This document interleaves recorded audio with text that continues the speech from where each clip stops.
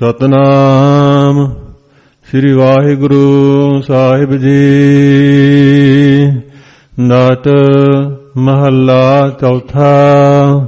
ਰਾਮ ਕਰ ਕਿਰਪਾ ਲੇਹੁ ਉਬਾਰੇ।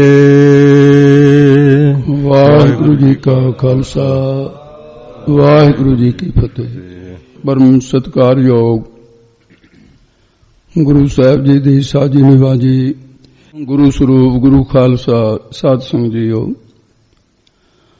ਆਪ ਸਰਬੱਤ ਸੰਗਤਾਂ ਜਿਨ੍ਹਾਂ ਗੁਰਮੁਖ ਰੂਹਾਂ ਨੂੰ ਪੂਰਬਲੇ ਕਰਮਾਂ ਨੇ ਜੋ ਪੁੰਨ ਰੂਪ ਕਰਮ ਹਨ ਉਹਨਾਂ ਨੇ ਪ੍ਰੇਰਿਆ ਹੈ, ਉਹ ਸ਼ੁਭ ਮਾਰਗ ਤੇ ਚੱਲਦੇ ਹੈ ਤੇ ਆਪ ਜੀ ਨੂੰ ਵੀ ਸ਼ੁਭ ਕਰਮਾਂ ਦੀ ਪ੍ਰੇਰਣਾ ਮਿਲ ਕੇ ਸਤਸੰਗਤ ਵਿੱਚ ਪਹੁੰਚੇ ਹੋ। ਮਨ ਵਿੱਚ ਇਕਾਗਰ ਕਰੋ। ਨਿਤ ਦੇ ਬਣੇ ਹੋਏ ਨਿਯਮ ਅਨੁਸਾਰ ਕਥਾ ਦਾ ਪ੍ਰਵਾਹ ਜੋ ਚੱਲ ਰਿਹਾ ਹੈ, ਸੋ ਆਓ ਮਨ ਵਿੱਚ ਇਕਾਗਰ ਕਰੋ। ਪਰਮੇਸ਼ਰ ਦੇ ਸ਼ਰਨ ਆਉਣ ਦੀ, ਪਰਮੇਸ਼ਰ ਦਾ ਧਿਆਨ ਕਰਨ ਦੀ, ਪਰਮੇਸ਼ਰ ਦਾ ਸਿਮਰਨ ਕਰਨ ਦੀਆਂ ਬਰਕਤਾਂ ਗੁਰੂ ਰਾਮਦਾਸ ਮਹਾਰਾਜ ਜੀ ਇਹ ਸ਼ਬਦ ਵਿੱਚ ਦੱਸ ਰਹੇ ਹਨ। ਸੋ ਆਓ ਜਿਸ ਪ੍ਰਕਾਰ ਸਤਿਗੁਰੂ ਦੀ ਕਿਰਪਾ ਕਰਦੇ ਆ ਸੁਣੋ ਜੀ। ਨਾਟ ਮਹੱਲਾ ਚੌਥਾ। ਚੌਥੇ ਪਾਤਸ਼ਾਹ ਨਟ ਨਾਰਾਇਣ ਰਾਗ ਦੇ ਅੰਦਰ ਅੰਮ੍ਰਿਤ ਬਚਨ ਉਚਾਰਦੇ ਹਨ ਜੀ। ਰਾਮ ਕਰ ਕਿਰਪਾ ਲੇਹੁ ਉਬਾਰੇ। ਰਾਮ ਹੀ ਰਮੇ ਹੋਏ ਪਰਮੇਸ਼ਰ ਕਿਰਪਾ ਦਇਆ ਦੀ ਦ੍ਰਿਸ਼ਟੀ ਕਰਕੇ ਸੱਚੇ ਪਾਤਸ਼ਾਹ ਮੈਨੂੰ ਇਉਂ ਇਸ ਪ੍ਰਕਾਰ ਉਬਾਰੇ ਬਚਾ ਲੈਣਾ ਕਰੋ। ਕਿਵੇਂ, ਉਹ ਅਗਲੀ ਤੁਕ ਦੇ ਵਿੱਚ ਦੱਸਣਗੇ। ਜਿਗਿਆਸੂ ਮੁਖ ਦੁਆਰਾ ਹੈ ਕਿ ਇਉਂ ਬੇਨਤੀ ਕਰੇ ਮਹਾਰਾਜ, ਜਿਵੇਂ ਤੁਸੀਂ ਇਹਨਾਂ ਨੂੰ ਬਖਸ਼ਿਆ ਹੈ, ਜਿਵੇਂ ਇਹਨਾਂ ਦੀ ਮਦਦ ਕੀਤੀ ਹੈ, ਮੇਰੀ ਵੀ ਕਿਰਪਾ ਕਰਕੇ ਕਰੋ। ਜੋ ਪਾਕਰ ਦ੍ਰੋਪਤੀ ਦੁਸ਼ਟਾਂ ਆਨੀ। ਜਿਵੇਂ ਦ੍ਰੋਪਤੀ ਜਿਹੜੀ ਸੀ ਦ੍ਰੁਪਤ ਰਾਜੇ ਦੀ ਪੁੱਤਰੀ, ਪਾਕਰ ਫੜ ਕਰਕੇ ਦੁਸ਼ਟ ਪੁਰਸ਼ਾਂ ਨੇ ਦੁਰਯੋਧਨ ਦੇ ਹੁਕਮ ਦੇ ਅਨੁਸਾਰ ਦੁਸ਼ਾਸਨ ਨੇ ਉਹਨਾਂ ਨੂੰ ਪਕੜ ਕੇ ਸਭਾ ਦੇ ਵਿੱਚ ਨਗਨ ਕਰਨ ਦੇ ਲਈ ਆਨੇ ਲਿਆਂਦੇ ਸੀ। ਹਰ ਹਰ ਲਾਜ ਨਿਵਾਰੇ। ਲਾਜ ਲੱਜਿਆ ਦੇ ਹਰ ਹਰਨ ਵਾਲੇ, ਜਿਹੜੇ ਲੱਜਾ ਨੂੰ ਹਰਨ ਵਾਲੇ ਸੀ ਉਹ ਦੁਸ਼ਟ ਪੁਰਸ਼। ਤੇ ਹੇ ਹਰ ਪਰਮੇਸ਼ਰ ਵਾਹਿਗੁਰੂ ਤੂੰ ਆਪ ਨਿਵਾਰੇ, ਨਿਵਰਤ ਕਰ ਦਿੱਤਾ ਸੀ ਉਹਨਾਂ ਨੂੰ। ਦੁਆਪਰ ਦੀ ਘਟਨਾ ਹੈ ਤੇ ਜਿਸ ਦੇ ਵਿੱਚ ਬੜੇ ਭਾਰੀ ਇਹ ਪ੍ਰਸੰਗ ਹਨ। ਇਹਦੇ ਵਿੱਚ ਸਾਧ ਸੰਗਤ ਜੀ ਤੇ ਦੋ ਰਾਵਣ ਮਹਾਭਾਰਤ ਦੇ ਅੰਦਰ ਤਾਂ ਇਹੀ ਲਿਖਿਆ ਹੋਇਆ ਹੈ ਕਿ ਦ੍ਰੋਪਦੀ ਨੇ ਅੰਧੇ ਦੇ ਅੰਧੇ ਕਿਹਾ ਸੀ, ਪਰ ਦਸਮ ਗ੍ਰੰਥ ਦੇ ਅੰਦਰ ਐਸਾ ਵੀ ਭੀਮ ਨੇ ਕਿਹਾ ਸੀ, ਐਸਾ ਵੀ ਵਿਚਾਰ ਮਿਲਦਾ ਹੈ। ਤੇ ਪਰ ਮਹਾਭਾਰਤ ਦੇ ਅਨੁਸਾਰ ਇਹ ਘਟਨਾ ਹੈ ਕਿ ਜਿਸ ਵੇਲੇ ਪੰਜੇ ਪਾਂਡਵ ਜਿਹੜੇ ਸੀ ਪੰਡੂ ਰਾਜੇ ਦੇ ਪੁੱਤਰ ਸੀ ਤੇ ਧ੍ਰਿਤਰਾਸ਼ਟਰ ਦੇ ਪੁੱਤਰ ਜਿਹੜੇ ਸੀ ਉਹ ਸੀ 100। ਦੁਰਯੋਧਨ ਨਹੀਂ, ਦੁਰਯੋਧਨ ਵੱਡਾ ਸੀ ਉਹਨਾਂ ਚ। ਰਾਜ ਲੈਣ ਵਾਸਤੇ ਸ਼ਕਨੀ ਦੀ ਪ੍ਰੇਰਨਾ ਬਚਪਨ ਤੋਂ ਮਿਲਦੀ ਗਈ। ਕਿਤੇ ਭੀਮ ਵਰਗਿਆਂ ਨੂੰ ਵਿਉਹ ਦਿੱਤੀ, ਕਈ ਬਹੁਤ ਕੁਝ ਹੁੰਦਾ ਰਿਹਾ, ਪਰ ਦੁਸ਼ਟ ਪੁਰਸ਼ਾਂ ਨੇ ਖਹਿੜਾ ਨਹੀਂ ਛੱਡਿਆ। ਤੇ ਜਿਹੜੇ ਪੰਜੇ ਸਨ ਧਰਮੀ ਸਨ, ਧਰਮ ਪੁੱਤਰ ਯੁਧਿਸ਼ਠਿਰ ਹੋਣੀ, ਇਹਨਾਂ ਨੇ ਕਦੇ ਕੋਈ ਦੁਆਇਸ਼ ਨਹੀਂ ਸੀ ਕੀਤੀ, ਛੋਟੇ ਭਰਾਵਾਂ ਦੀ ਤਰ੍ਹਾਂ ਸਮਝਦਾ ਸੀ। ਅਖੀਰ ਦੇ ਵਿੱਚ ਫਿਰ ਲੰਮੀ ਕਹਾਣੀ ਨੂੰ ਛੋਟੀ ਕਰ ਲਈ ਹੈ ਕਿ ਕਪਟ ਦਾ ਜੂਆ ਖੇਡਿਆ ਗਿਆ। ਉਹ ਜੂਏ ਦੇ ਵਿੱਚ ਸ਼ਕਨੀ ਦੀ ਚਾਲ ਸੀ ਸਾਰੀ, ਜਾਣ ਬੁੱਝ ਕੇ ਹਰਾਇਆ ਸੀ, ਕੋਈ ਹਾਰਨ ਵਾਲੀ ਐਸੀ ਬਾਤ ਨਹੀਂ ਸੀ। ਇੱਕ ਸੰਸਾਰ ਨੂੰ ਸੁਨੇਹਾ ਦੇਣਾ ਸੀ ਵੀ ਜੂਆ ਕਿੱਡੀ ਮਾੜੀ ਚੀਜ਼ ਹੈ, ਇਹ ਵੀ ਬਾਤ ਸੀ। ਉਹਦੇ ਸਭ ਕੁਝ ਹਾਰਦੇ ਚਲੇ ਗਏ। ਆਖਰ ਦੇ ਵਿੱਚ ਜਦੋਂ ਉਹਨੇ ਕਿਹਾ ਕੁਛ ਨਹੀਂ ਬਚਿਆ, ਉਹ ਕਹਿੰਦੇ ਵੀ ਤੁਸੀਂ, ਕਿਉਂਕਿ ਉਹਦੀ ਨਿਗਾਹ ਹੀ ਦ੍ਰੋਪਦੀ ਸੀ, ਦ੍ਰੋਪਦੀ ਵੀ ਜੂਏ ਵਿੱਚ ਹਾਰ ਦਿੱਤੀ, ਦਾਸ ਦਾਸੀਆਂ ਹਾਰ ਦਿੱਤੇ, ਆਪਣਾ ਆਪ ਵੀ ਹਾਰ ਦਿੱਤਾ ਹੋ ਤੇ ਇੱਕ ਪਾਸੇ ਰਹੀ। ਸਭ ਕੁਛ ਦੁਰਯੋਧਨ ਦੇ ਅਧੀਨ ਹੋ ਗਿਆ। ਦੁਰਯੋਧਨ ਦੇ ਮਨ ਦੇ ਵਿੱਚ ਇੱਕ ਬੜੀ ਰੜਕ ਪੈਂਦੀ ਸੀ ਪੁਰਾਣੀ, ਕਿ ਜਿਸ ਵੇਲੇ ਉਹ ਸ਼ੀਸ਼ ਮਹਿਲ ਬਣਾਇਆ ਗਿਆ, 'ਪਾਂਡਵਾਂ ਨੇ ਬਣਾਇਆ ਤੇ ਉਹਦੇ ਵਿੱਚ ਕੋਈ ਤਕਨੀਕ ਐਸੀ ਸੀ ਵੀ ਜਿੱਥੇ ਤਾਂ ਸੀ ਦਰਵਾਜ਼ਾ ਉੱਥੇ ਕੰਧ ਦਿੰਦੀ ਸੀ, ਜਿੱਥੇ ਕੰਧ ਸੀ ਉੱਥੇ ਦਰਵਾਜ਼ਾ ਸੀ, ਜਿੱਥੇ ਪਾਣੀ ਸੀ ਉੱਥੇ ਧਰਤੀ ਸੀ, ਧਰਤੀ ਸੀ ਉੱਥੇ ਪਾਣੀ ਸੀ। ਇਹ ਝਰੋਖੇ 'ਚ ਬੈਠੀ ਦ੍ਰੋਪਤਾ ਦੇਖ ਰਹੀ ਸੀ। ਉਹ ਜਿਸ ਵੇਲੇ ਦੁਰਯੋਧਨ ਉਹ ਮਹਿਲ ਦੇਖਣ ਵਾਸਤੇ ਆਇਆ, ਇਹਨੇ ਦੇਖਿਆ ਵੀ ਮੂਹਰੇ ਪਾਣੀ ਹੈ ਤੇ ਸੁੱਕੀ ਧਰਤੀ ਹੈ। ਸੁੱਕੀ ਧਰਤੀ ਦੇ ਉੱਤੇ ਜਾਣ ਕੇ ਜਦੋਂ ਗਿਆ, ਧਰਮ ਦੇ ਕੇ ਉਹਦੇ ਪਾਣੀ ਦੇ ਵਿੱਚ ਡਿੱਗ ਪਿਆ ਤੇ ਦ੍ਰੋਪਦੀ ਹੱਸੀ, ਇਹਦਾ ਮਜ਼ਾਕ ਉੱਠਿਆ, ਕੱਪੜੇ ਤਾਂ ਗਿੱਲੇ ਹੋ ਗਏ। ਤੇ ਹੁਣ ਅੱਗੇ ਚੱਲ ਕੇ ਜਿੱਥੇ ਪਾਣੀ ਦਿਸਦਾ ਸੀ ਉੱਥੇ ਕੱਪੜੇ ਚੱਕ ਲਏ ਤਾਂ ਨੂੰ ਵੀ ਮੇਰੇ ਭਿੱਜ ਨਾ ਜਾਣ, ਤੇ ਜਿੱਥੇ ਦੀਵਾਰ ਸੀ ਉੱਥੇ ਦਰਵਾਜ਼ਾ ਦੇਖ ਕੇ ਮੱਥਾ ਫੁੱਟ ਗਿਆ ਇਹਦਾ। ਇਸ ਕਰਕੇ ਦਰਵਾਜ਼ਾ ਉੱਥੇ ਕੰਧ ਸੀ, ਕੰਧ ਦੇ ਨਾਲ ਦਿਸ ਰਿਹਾ ਸੀ ਵੀ ਇਹ ਦਰਵਾਜ਼ਾ ਹੈ, ਮੱਥਾ ਫੁੱਟ ਗਿਆ। ਜਿੱਥੇ ਦਰਵਾਜ਼ਾ ਸੀ ਉਹਨੂੰ ਅੰਨਿਆਂ ਵਾਂਗੂ ਟੋਹਣ ਲੱਗਿਆ ਤਾਂ ਉਹ ਦ੍ਰੋਪਦੀ ਨੇ ਕਹਿੰਦੀ ਅੰਧੇ ਕਾ ਅੰਧਾ ਤੇ ਅੰਨਿਆਂ ਦੀ ਅੰਨੀ ਔਲਾਦ ਮਤ। ਇਹ ਕਈ ਵਾਰੀ ਜਿਸਮ ਦੇ ਜ਼ਖਮ ਤਾਂ ਮਿਟ ਜਾਂਦੇ ਨੇ, ਪਰ ਬੋਲੀ ਜਿਹੜੀ ਖਾ ਜਾਂਦੀ ਹੈ ਮਨ ਨੂੰ, ਇਹ ਮਿਟਿਆ ਨਹੀਂ ਕਰਦੇ। ਇਸ ਕਰਕੇ ਟੂਟ ਪ੍ਰੀਤ ਗਈ ਬੁਰਾ ਬੋਲ ਬੋਲਣ ਦੇ ਨਾਲ ਪ੍ਰੀਤੀ ਟੁੱਟਦੀ। ਰੜਕ ਸੀ ਉਹਦੇ ਵਿੱਚ, ਅੱਜ ਉਹਨੇ ਕੱਢਣੀ ਚਾਹੀ। ਕਹਿਣ ਲੱਗਿਆ ਵੀ ਐਂ ਕਰੋ, ਦਾਸ ਭੇਜਿਆ ਜਾਓ, ਮੇਰੀ ਉਸ ਦਾਸੀ ਨੂੰ ਬੁਲਾ ਕੇ ਲਿਆਓ। ਦਾਸੀ ਕਿਹਾ ਕਿਉਂਕਿ ਜੂਏ ਵਿੱਚ ਹਾਰ ਗਈ। ਦਾਸ ਜਾਂਦਾ ਹੈ। ਹੁਣ ਵੱਡੇ ਘਰਾਣੇ ਦੀ ਬਹੂ ਸੀ, ਨੀਵੇਂ ਨੇਤਰ ਕਰਕੇ ਉਹਨੂੰ ਕਿਹਾ, ਬਹੂ ਤੁਹਾਨੂੰ ਸਭਾ ਦੇ ਵਿੱਚ ਬੁਲਾਇਆ।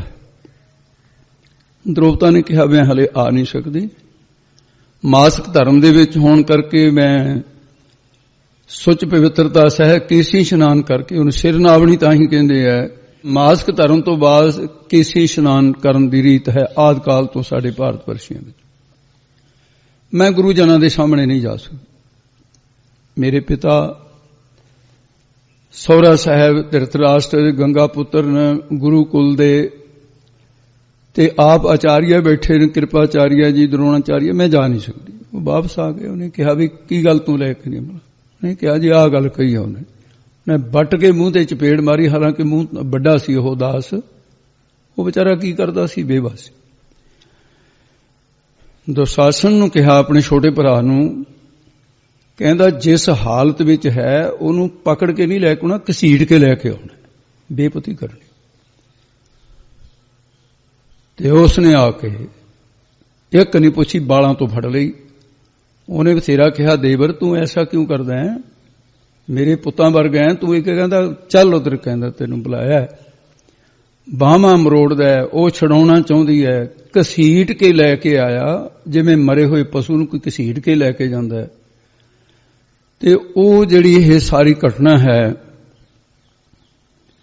ਤੇ ਇਹਨੂੰ ਭਾਈ ਗੁਰਦਾਸ ਸਾਹਿਬ ਜੀ ਨੇ ਤਾਂ ਥੋੜੇ ਜਿਹੇ ਅੱਖਰਾਂ ਦੇ ਵਿੱਚ ਇਹ ਕਥਨ ਕਰ ਦਿੱਤਾ ਹੈ। ਅੰਦਰ ਸਭਾ ਦੁਸ਼ਾਸਨੇ ਮੱਥੇ ਵਾਲ ਦ੍ਰੋਪਦੀ ਆਂਦੀ। ਸਭਾ ਦੇ ਵਿੱਚ ਲੈ ਆਂਦੀ ਹੈ, ਦੂਤਾਂ ਨੂੰ ਫਰਮਾਇਆ ਨੰਗੀ ਕਰੋ ਪੰਚਾਲੀ ਬਾਂਦੀ। ਇਹ ਪੰਜੇ ਪਾਂਡਵਾਂ ਦੇ ਜਾਂ ਪੰਚਾਲ ਦੇਸ਼ ਦੀ, ਉਹਦਾ ਪਿਤਾ ਦ੍ਰੋਪਦ ਸੀ, ਪੰਚਾਲ ਦੇਸ਼ ਦਾ ਜੀ। ਇਹਨੂੰ ਇਹ ਪੰਚਾਲੀ ਤਾਂ ਇਹਦਾ ਨਾਮ ਸੀ ਵੀ ਨੰਗੀ ਕਰ ਦਿਓ। ਪੰਜੇ ਪਾਂਡਵ ਵੇਖਦੇ ਆ ਕਟਰੁੱਧੀ ਨਾਰ ਜਿਨ੍ਹਾਂ ਦੀ ਅੱਖੀ ਮੀਟ ਧਿਆਨ ਤਰ ਹਾ ਕ੍ਰਿਸ਼ਨ ਕਰੇ ਬਿਲਾਂਦੀ। ਕੱਪੜ ਕੋਟ ਉਸਾਰਿਆਂ ਥੱਕੇ ਦੂਤ ਨਾ ਪਾਰ ਵਸਾਂਦੀ। ਹੱਥ ਮਰੋੜਨ ਸਿਰ ਧੁਣ ਪਛੋ ਤਾਣ ਕਰਨ ਜਾਹੇ ਜਾਂਦੀ।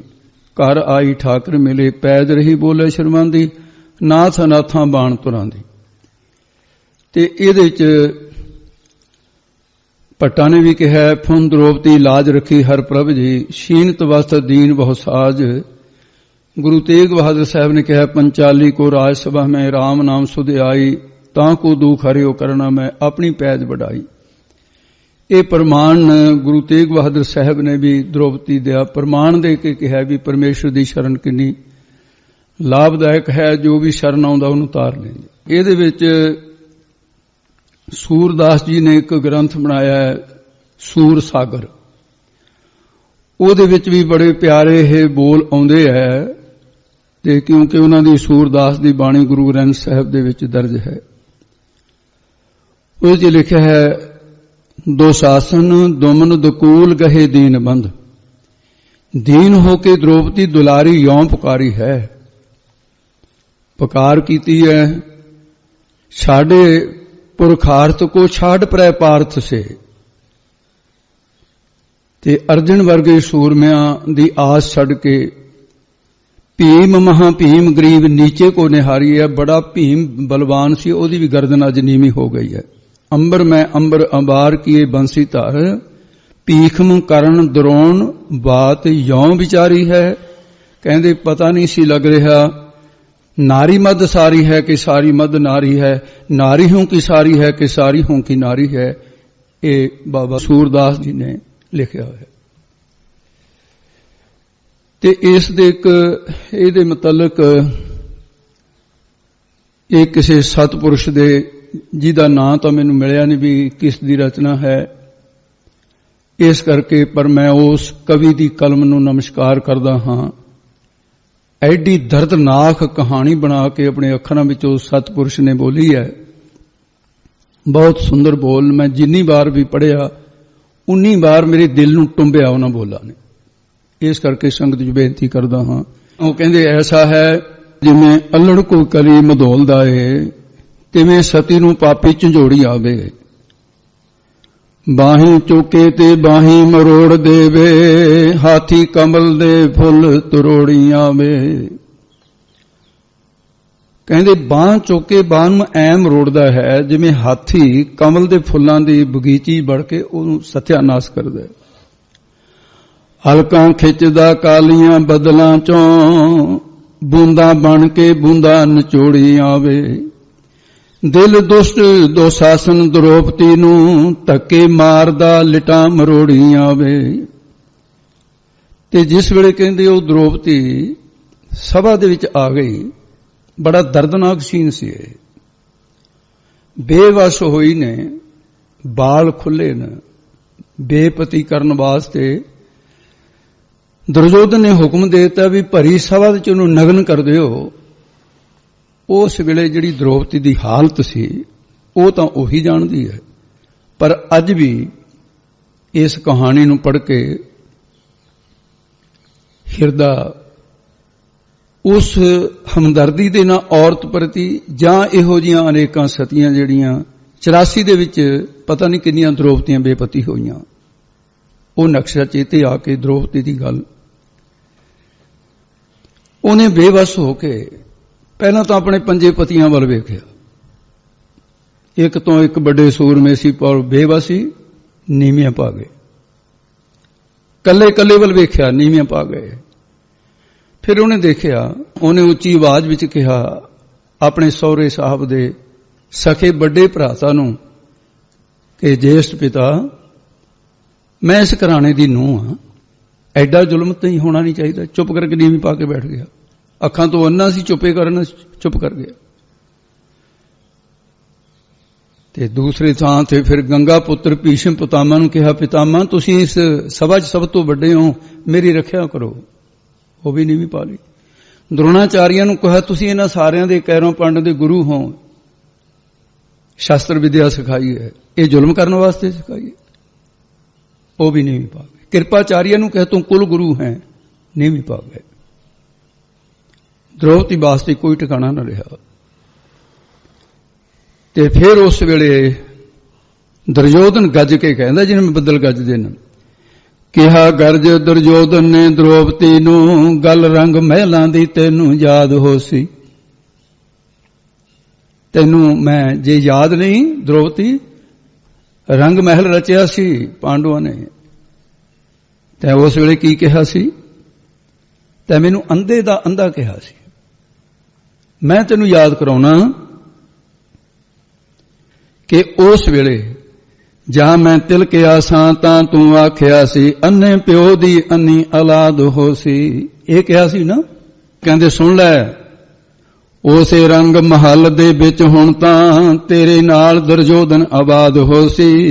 भुल जा हुण पांडव सुजाखियां नूं, दिल अन्नियां दा करना शाद होसी। बड़ी एक दिल नूं चीरन वालियां गल्लां कईयां भरी सभा दे अंदर। ਅੰਨੇ ਪਿਓ ਦੀ ਬਣੇਗੀ ਨੂੰਹ ਅੰਨੀ, ਅੰਨਾ ਪੁੱਤ ਬਣਾਏਗਾ ਨਾਰ ਤੈਨੂੰ। ਅੱਖਾਂ ਬਾਲੜੀਏ ਜੇ ਇਨਕਾਰ ਕੀਤਾ, ਨੰਗੀ ਕਰਾਂਗਾ ਸਰੇ ਦਰਬਾਰ ਤੈਨੂੰ। ਬੋਲ ਸਵੀਕਾਰ ਕਰਦੀ ਹੈ ਮੈਨੂੰ ਕਿ ਜਾਂ ਫਿਰ ਤੈਨੂੰ ਨੰਗੀ ਕਰਾਂ। ਅੱਗੋਂ ਸਤੀ ਨੇ ਆਖਿਆ, ਹੁਣ ਉਹਨੇ ਵੀ ਦੇਖ ਲਿਆ ਵੀ ਐਦੋਂ ਉੱਪਰ ਤਾਂ ਹੁਣ ਕੋਈ ਗੱਲ ਹੀ ਨਹੀਂ ਨਾ ਹੈ, ਜੋ ਕੁਝ ਹੋਣਾ ਤਾਂ ਹੋ ਜਾਣਾ। ਪਰ ਜੁਰਤ ਦੇਖੋ ਉਸ ਸਤਵੰਤੀ ਦੀ, ਹਿੰਮਤ ਦੇਖੋ ਜਿੱਥੇ ਕੋਈ ਵੀ ਨਹੀਂ ਹੈ, ਉਹਦਾ ਧਰਮ ਦੀ ਦ੍ਰਿੜਤਾ ਦੇਖੋ ਤੁਸੀਂ। ਅੱਗੋਂ ਸਤੀ ਨੇ ਆਖਿਆ ਅੰਨਿਆ ਓਏ, ਉੱਥੇ ਫਿਰ ਅੰਨਾ ਕਹਿ ਦਿੱਤਾ।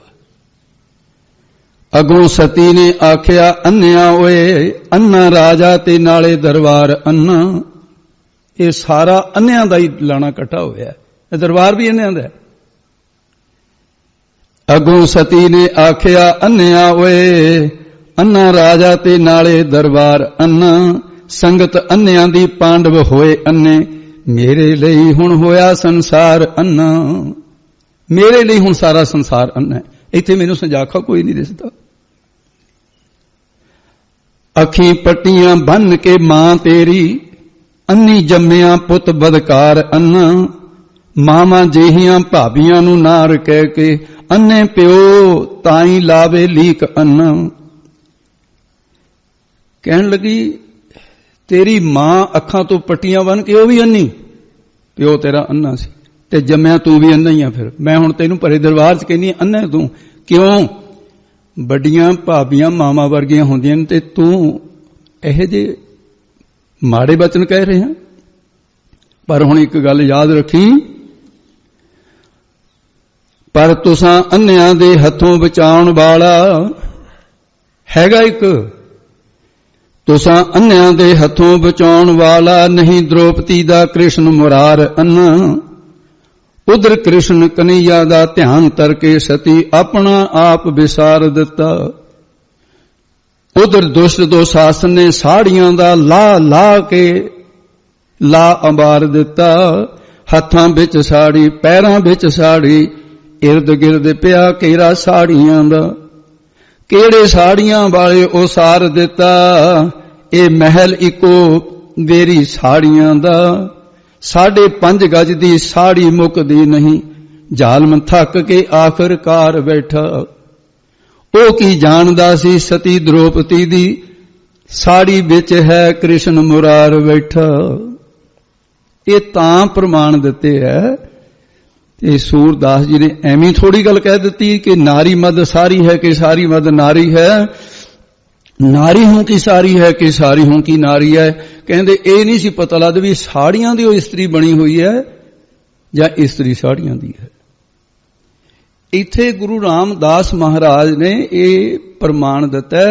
ਕਹਿੰਦੇ ਜਿਸ ਵੇਲੇ ਉਹ ਥੱਕ ਕੇ ਅੰਬਾਰ ਲੱਗ ਗਿਆ ਤੇ ਅਖੀਰ ਦੇ ਵਿੱਚ ਫਿਰ ਦ੍ਰੋਪਦੀ ਉਸ ਵੇਲੇ, ਕਿਉਂਕਿ ਇਹਦੀ ਮਾਂ ਵੀ ਉੱਥੇ ਕਹਿੰਦੇ ਆ ਵੀ ਪਹੁੰਚ ਗਈ ਤੇ ਉਹਨੇ ਲਾਹਣਤਾਂ ਵੀ ਪਾਈਆਂ, ਦਿਲੋਂ ਪਾਈਆਂ, ਤੇ ਪੁੱਤ ਨੂੰ ਵੀ ਬਚਾਉਣਾ ਚਾਹੁੰਦੀ ਸੀ।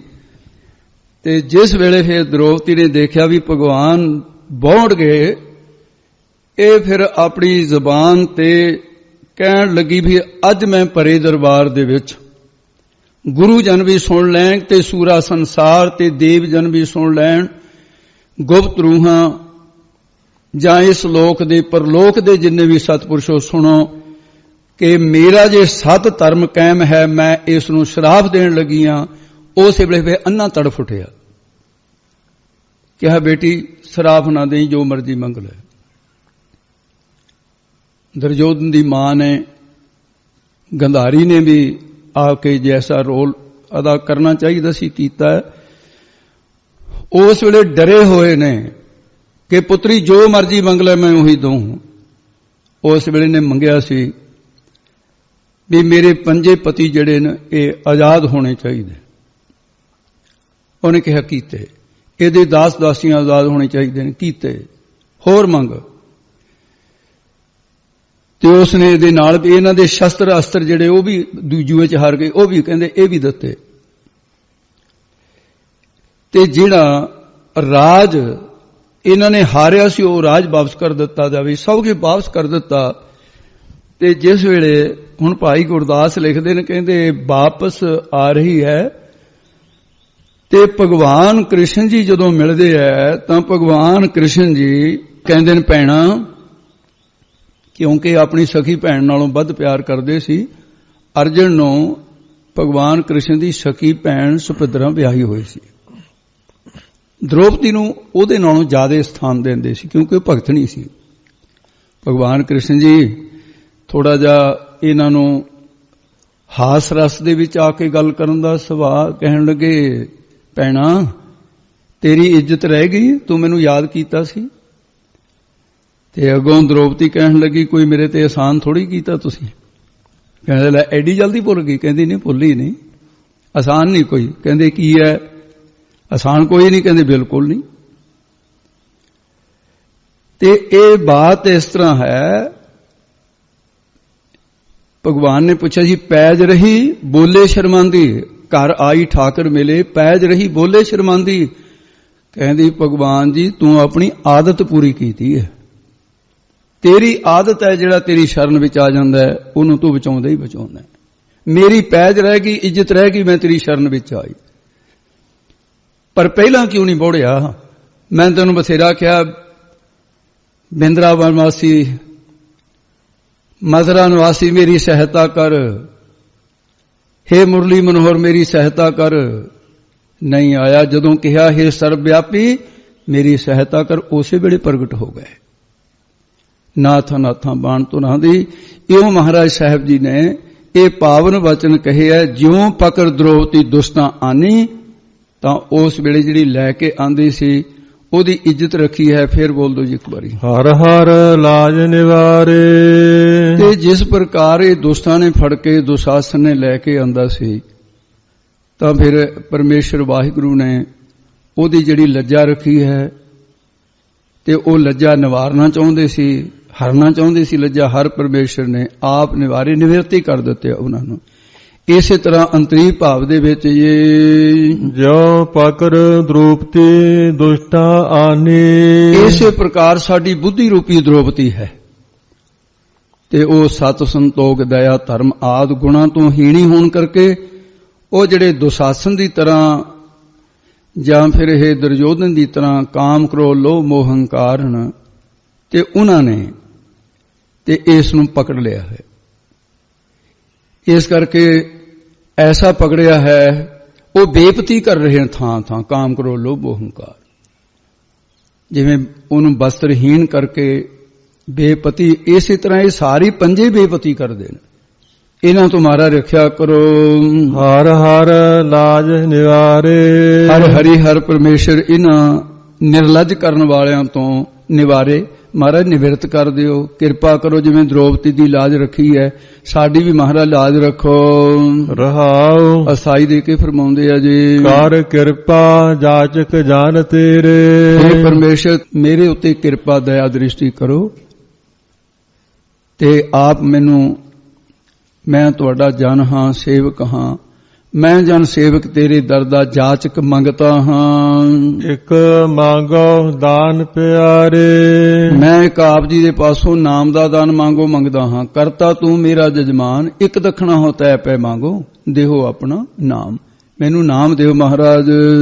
ਸਤਿਗੁਰ ਕੀ ਨਿਤ ਸ਼ਰਧਾ ਲਾਗੀ। हे ਪਰਮੇਸ਼ਰ ਮੈਨੂੰ ਸਤਿਗੁਰਾਂ ਦੇ ਨਾਲ ਮਿਲਣ ਦੀ ਨਿਤ ਨਿਤਾ ਪ੍ਰਤੀ ਸ਼ਰਧਾ ਨਾਮ ਵਿਸ਼ਵਾਸ ਦਾ ਹੁੰਦਾ ਹੈ।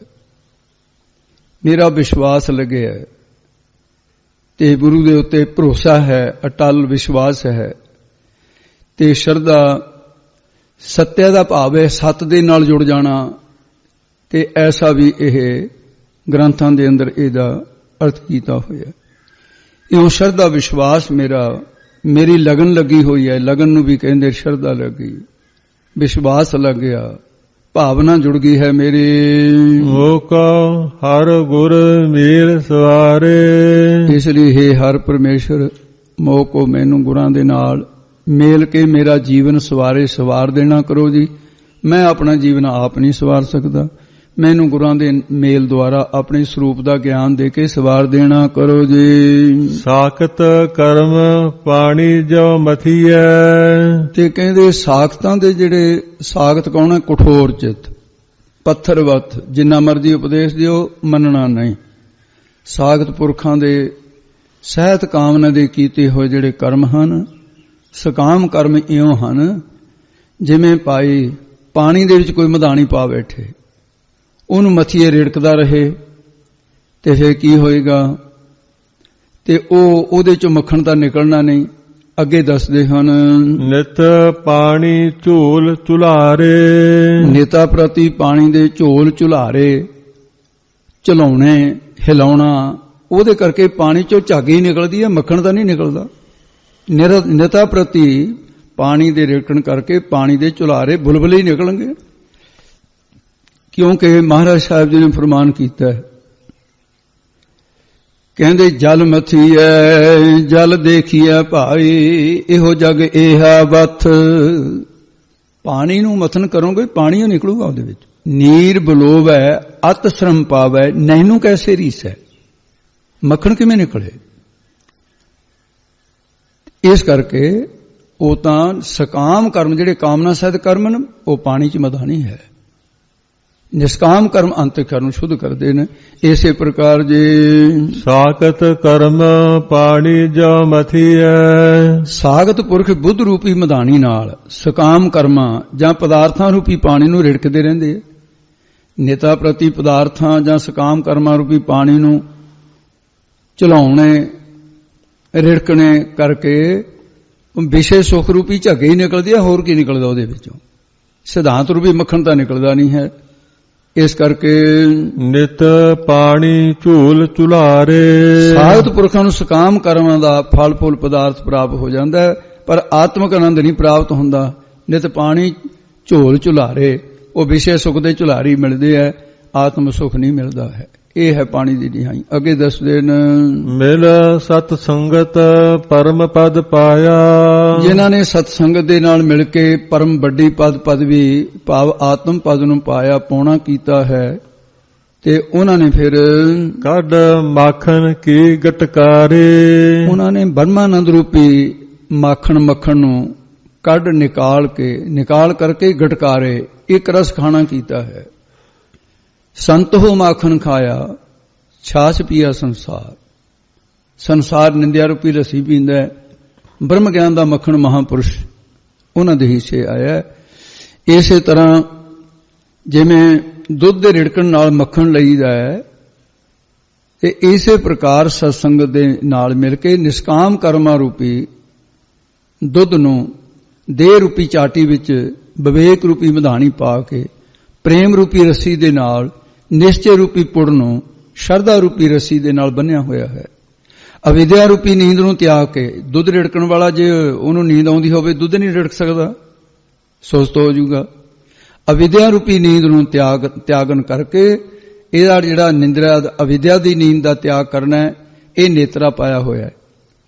ਮਨ ਦੇ ਸੰਕਲਪਾਂ ਵਿਕਲਪਾਂ ਨੂੰ ਰੋਕਣ ਰੂਪ ਗੁੱਲੀਆਂ ਪਕੜਨੇ ਜਿਹੜੀਆਂ ਸਾਈਡਾਂ ਤੇ ਹੁੰਦੀਆਂ, ਜਿਹਦੇ ਨਾਲ ਉਹ ਰਿੜਕਣ ਦੇ ਵਿੱਚ ਫੇਰਿਆ ਵੀ ਰੱਸੀ ਹੱਥੋਂ ਨਿਕਲਦੀ ਨਹੀਂ। ਨਿਸ਼ਕਾਮ ਕਰਮ ਪੂਰੀ ਦੁੱਧ ਰਿੜਕਣਾ ਕੀਤਾ ਹੈ। ਉਹਨਾਂ ਨੇ ਬ੍ਰਹਮਾਨੰਦ ਰੂਪੀ ਮੱਖਣ ਨੂੰ ਕੱਢ ਕਰਕੇ ਰਸ ਨੂੰ ਕੱਢ ਮਾਖਣ ਕੇ ਗਟਕਾਰੇ, ਉਹ ਫਿਰ ਤ੍ਰਿਪਤ ਹੋਏ ਹਨ। ਜਿਵੇਂ ਮੱਖਣ ਕਮਜ਼ੋਰੀ ਦੂਰ ਕਰ ਦਿੰਦਾ ਹੈ, ਉਹ ਕਾਮ ਕਰੋ ਆਦਿ ਦੀ ਬੋਧ ਪਾਈ ਹੋਈ ਦੂਰ ਕਰ ਦਿੰਦੇ ਹਨ। ਜੇ ਨਿਤ ਨਿਤ ਕਾਇਆ ਮੱਜਨ ਕੀਆ। ਮਨਮੁਖਾਂ ਨੇ ਨਿਤ ਨਿਤ ਹਮੇਸ਼ਾ ਨੇਤਾ ਪ੍ਰਤੀ ਕਾਇਆ ਦੇਹ ਦਾ ਮੱਜਨ ਪੁਰਬਾਂ ਦੇ ਸਮੇਂ ਤੀਰਥਾਂ ਦੇ ਜਾ ਕੇ ਇਸ਼ਨਾਨ ਕੀਤਾ ਹੈ। 18 ਤੀਰਥਾਂ ਦੇ ਜਾ ਕੇ ਇਸ਼ਨਾਨ ਕੀਤਾ ਹੈ, ਅਤੇ ਨਿਤਾ ਪ੍ਰਤੀ ਹੀ ਨਿਉਲੀ ਧੋਤੀ ਆਦ ਆਂਦਰਾਂ ਨੂੰ ਧੋਣ ਰੂਪ ਮਲ ਕੇ ਦੇਹ ਕਾਇਆ ਨੂੰ ਸਵਾਰੇ। ਨਿਤ ਮਲ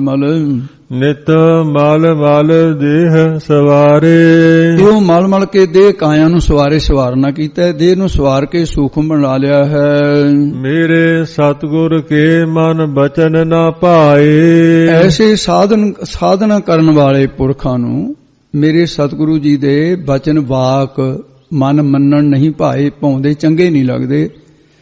ਤੇ ਇਸ ਕਰਕੇ ਤਾਂ ਕਿ ਉਹਨਾਂ ਦੇ ਜਿਹੜੇ ਅੱਗੇ ਫਿਰ ਦੱਸਦੇ ਹਨ, ਸਭ ਫੋਕਟ ਚਾਰ ਸੀਗਾਰੇ। ਉਹਨਾਂ ਦੇ ਚਾਰ ਸੁੰਦਰ ਵੈਰਾਗ, ਵਿਵੇਕ, ਖਟ ਸੰਪਤੀ, ਮੋਖ, ਇੱਛਾ ਆਦਿ ਸਾਧਨਾਂ ਦੇ ਸੀਗਾਰ ਸਭ ਸਾਰੇ ਫੋਕਟ, ਫੋਕੇ ਨੇ, ਵਿਅਰਥ ਹੀ ਨੇ। ਫੋਗ ਹੁੰਦੀ ਹੈ ਜਿਵੇਂ ਕਿਸੇ ਫਲ ਦਾ ਰਸ ਕੱਢ ਲਈਏ, ਬਾਕੀ ਫੋਗ ਰਹਿ ਜਾਂਦੀ ਹੈ। ਭਾਵ ਐਸੇ ਲੋਕ ਦਿਖਾਵੇ ਮਾਤਰ ਕੀਤੇ ਸਾਧਨਾਂ ਵਿੱਚੋਂ ਗਿਆਨ ਰੂਪੀ ਫਲ ਤੇ ਮੋਖ ਰੂਪੀ ਅਨਾਜ ਨਹੀਂ ਨਿਕਲਦਾ ਉਹਨਾਂ ਨੂੰ। ਮਟਕ ਮਟਕ ਚੱਲ ਸਖੀ ਸਹੇਲੀ। ਇਹ ਸ਼ਰਧਾ ਤੇ ਭਗਤੀ ਵਾਲੀ ਪਿਆਰੀ ਸਖੀ ਸਹੇਲੀ ਜਗਿਆਸੂ ਰੂਪ ਮਟਕ ਮਟਕ ਸਨੇ ਸਨੇ, ਭਾਵ ਧੀਰਜਤਾ ਦੇ ਸਹਿਜ ਕੇ ਪਾਵੜੇ ਪਗ ਧਰ ਲਈ ਜਾਏ। ਸਤ ਸੰਗਤ ਵੱਲ ਨੂੰ ਚੱਲਣਾ ਕਰ ਅਤੇ ਸਤ ਸੰਗਤ ਵਿੱਚ ਜਾ ਕੇ ਅੱਗੇ ਦੱਸਦੇ ਨੇ, ਮੇਰੇ ਠਾਕੁਰ ਕੇ ਗੁਣ ਸਾਰੇ। ਸਤ ਸੰਗਤ ਵਿੱਚ ਜਾ ਕੇ ਮੇਰੇ ਠਾਕੁਰ ਸੁਆਮੀ ਪਰਮੇਸ਼ਰ ਦੇ ਗੁਣਾਂ ਨੂੰ ਸਾਰੇ ਸੰਭਾਲਣਾ ਕਰ। ਫਿਰ ਪਰਮੇਸ਼ਰ ਦੀ ਪ੍ਰਾਪਤੀ ਵਾਲੇ ਸ਼ੁਭ ਗੁਣ ਤੇਰੇ ਹਿਰਦੇ 'ਚ ਆ ਕੇ ਬਸ ਜਾਣਗੇ। ਗੁਰਮੁਖ ਸੇਵਾ ਮੇਰੇ ਪ੍ਰਭ ਭਾਈ। ਗੁਰਮੁਖ ਜਨਾਂ ਦੀ ਸੇਵਾ ਟਹਿਲ ਕਰਨੀ, ਮੁਖੀ ਗੁਰਾਂ ਦੁਆਰਾ ਭਗਤੀ ਰੂਪੀ ਟਹਿਲ ਕਰਨੀ ਮੇਰੇ ਪ੍ਰਭ ਸਮਰੱਥ ਵਾਹਿਗੁਰੂ ਨੂੰ ਭਾਈ ਚੰਗੀ ਲੱਗਦੀ ਹੈ। ਮੈਂ ਸਤਿਗੁਰ ਅਲਖ ਲਖਾਰੇ। ਇਸ ਕਰਕੇ ਮੈਨੂੰ ਸਤਿਗੁਰਾਂ ਨੇ ਅਲਖ ਲਖਣ ਤੋਂ ਰਹਿਤ ਸੱਚ ਸਰੂਪ ਨੂੰ ਸਾਖੀ ਰੂਪ ਜਾਣ ਕੇ ਲਿਖਾ ਦਿੱਤਾ ਹੈ। ਲਖਣਾ ਬਿਰਤੀ ਦੁਆਰਾ ਲਿਖਾ ਦਿੱਤਾ ਹੈ। ਅਸੁੱਧ ਮਨ ਕਰਕੇ ਜੋ ਲਿਖਿਆ ਨਹੀਂ ਸੀ ਜਾ ਸਕਦਾ, ਮਨ ਸੁੱਧ ਕਰਕੇ ਲਿਖਾ ਦਿੱਤਾ ਹੈ। ਜੋ ਸ਼ਕਤੀ ਬਿਰਤੀ ਕਰਕੇ ਅਲਖ ਸੀ ਲਿਖਿਆ ਨਹੀਂ ਸੀ ਜਾਂਦਾ, ਉਹ ਲਖਣਾ ਬਿਰਤੀ ਕਰਕੇ ਲਿਖਾ ਦਿੱਤਾ ਹੈ। ਨਾਰੀ ਪੁਰਖ ਪੁਰਖ ਸਭ ਨਾਰੀ। ਜਿੰਨੀਆਂ ਵੀ ਨਾਰੀ ਇਸਤਰੀਆਂ ਤੇ ਜਿਤਨੇ ਵੀ ਪੁਰਖ ਹਨ, ਜਾਂ ਫਿਰ ਜਿੰਨੇ ਵੀ ਪੁਰਖ ਅਤੇ ਸਭ ਨਾਰੀਆਂ ਇਸਤਰੀਆਂ ਹਨ, ਤੇ ਜਾਂ ਫਿਰ ਨਾਰੀ ਪੁਰਖ ਪੁਰਖ ਸਭ ਨਾਰੀ। ਜੋ ਨਾਰੀ ਪ੍ਰਕਿਰਤੀ ਤੇ ਪੁਰਖ ਈਸ਼ਵਰ ਮਾਇਆ ਬਿਰਤੀ ਦੁਆਰਾ ਮਾਇਆ ਸਬਲ ਹੋ ਕੇ ਉਹ ਆਪ ਪੁਰਖ ਹੈ।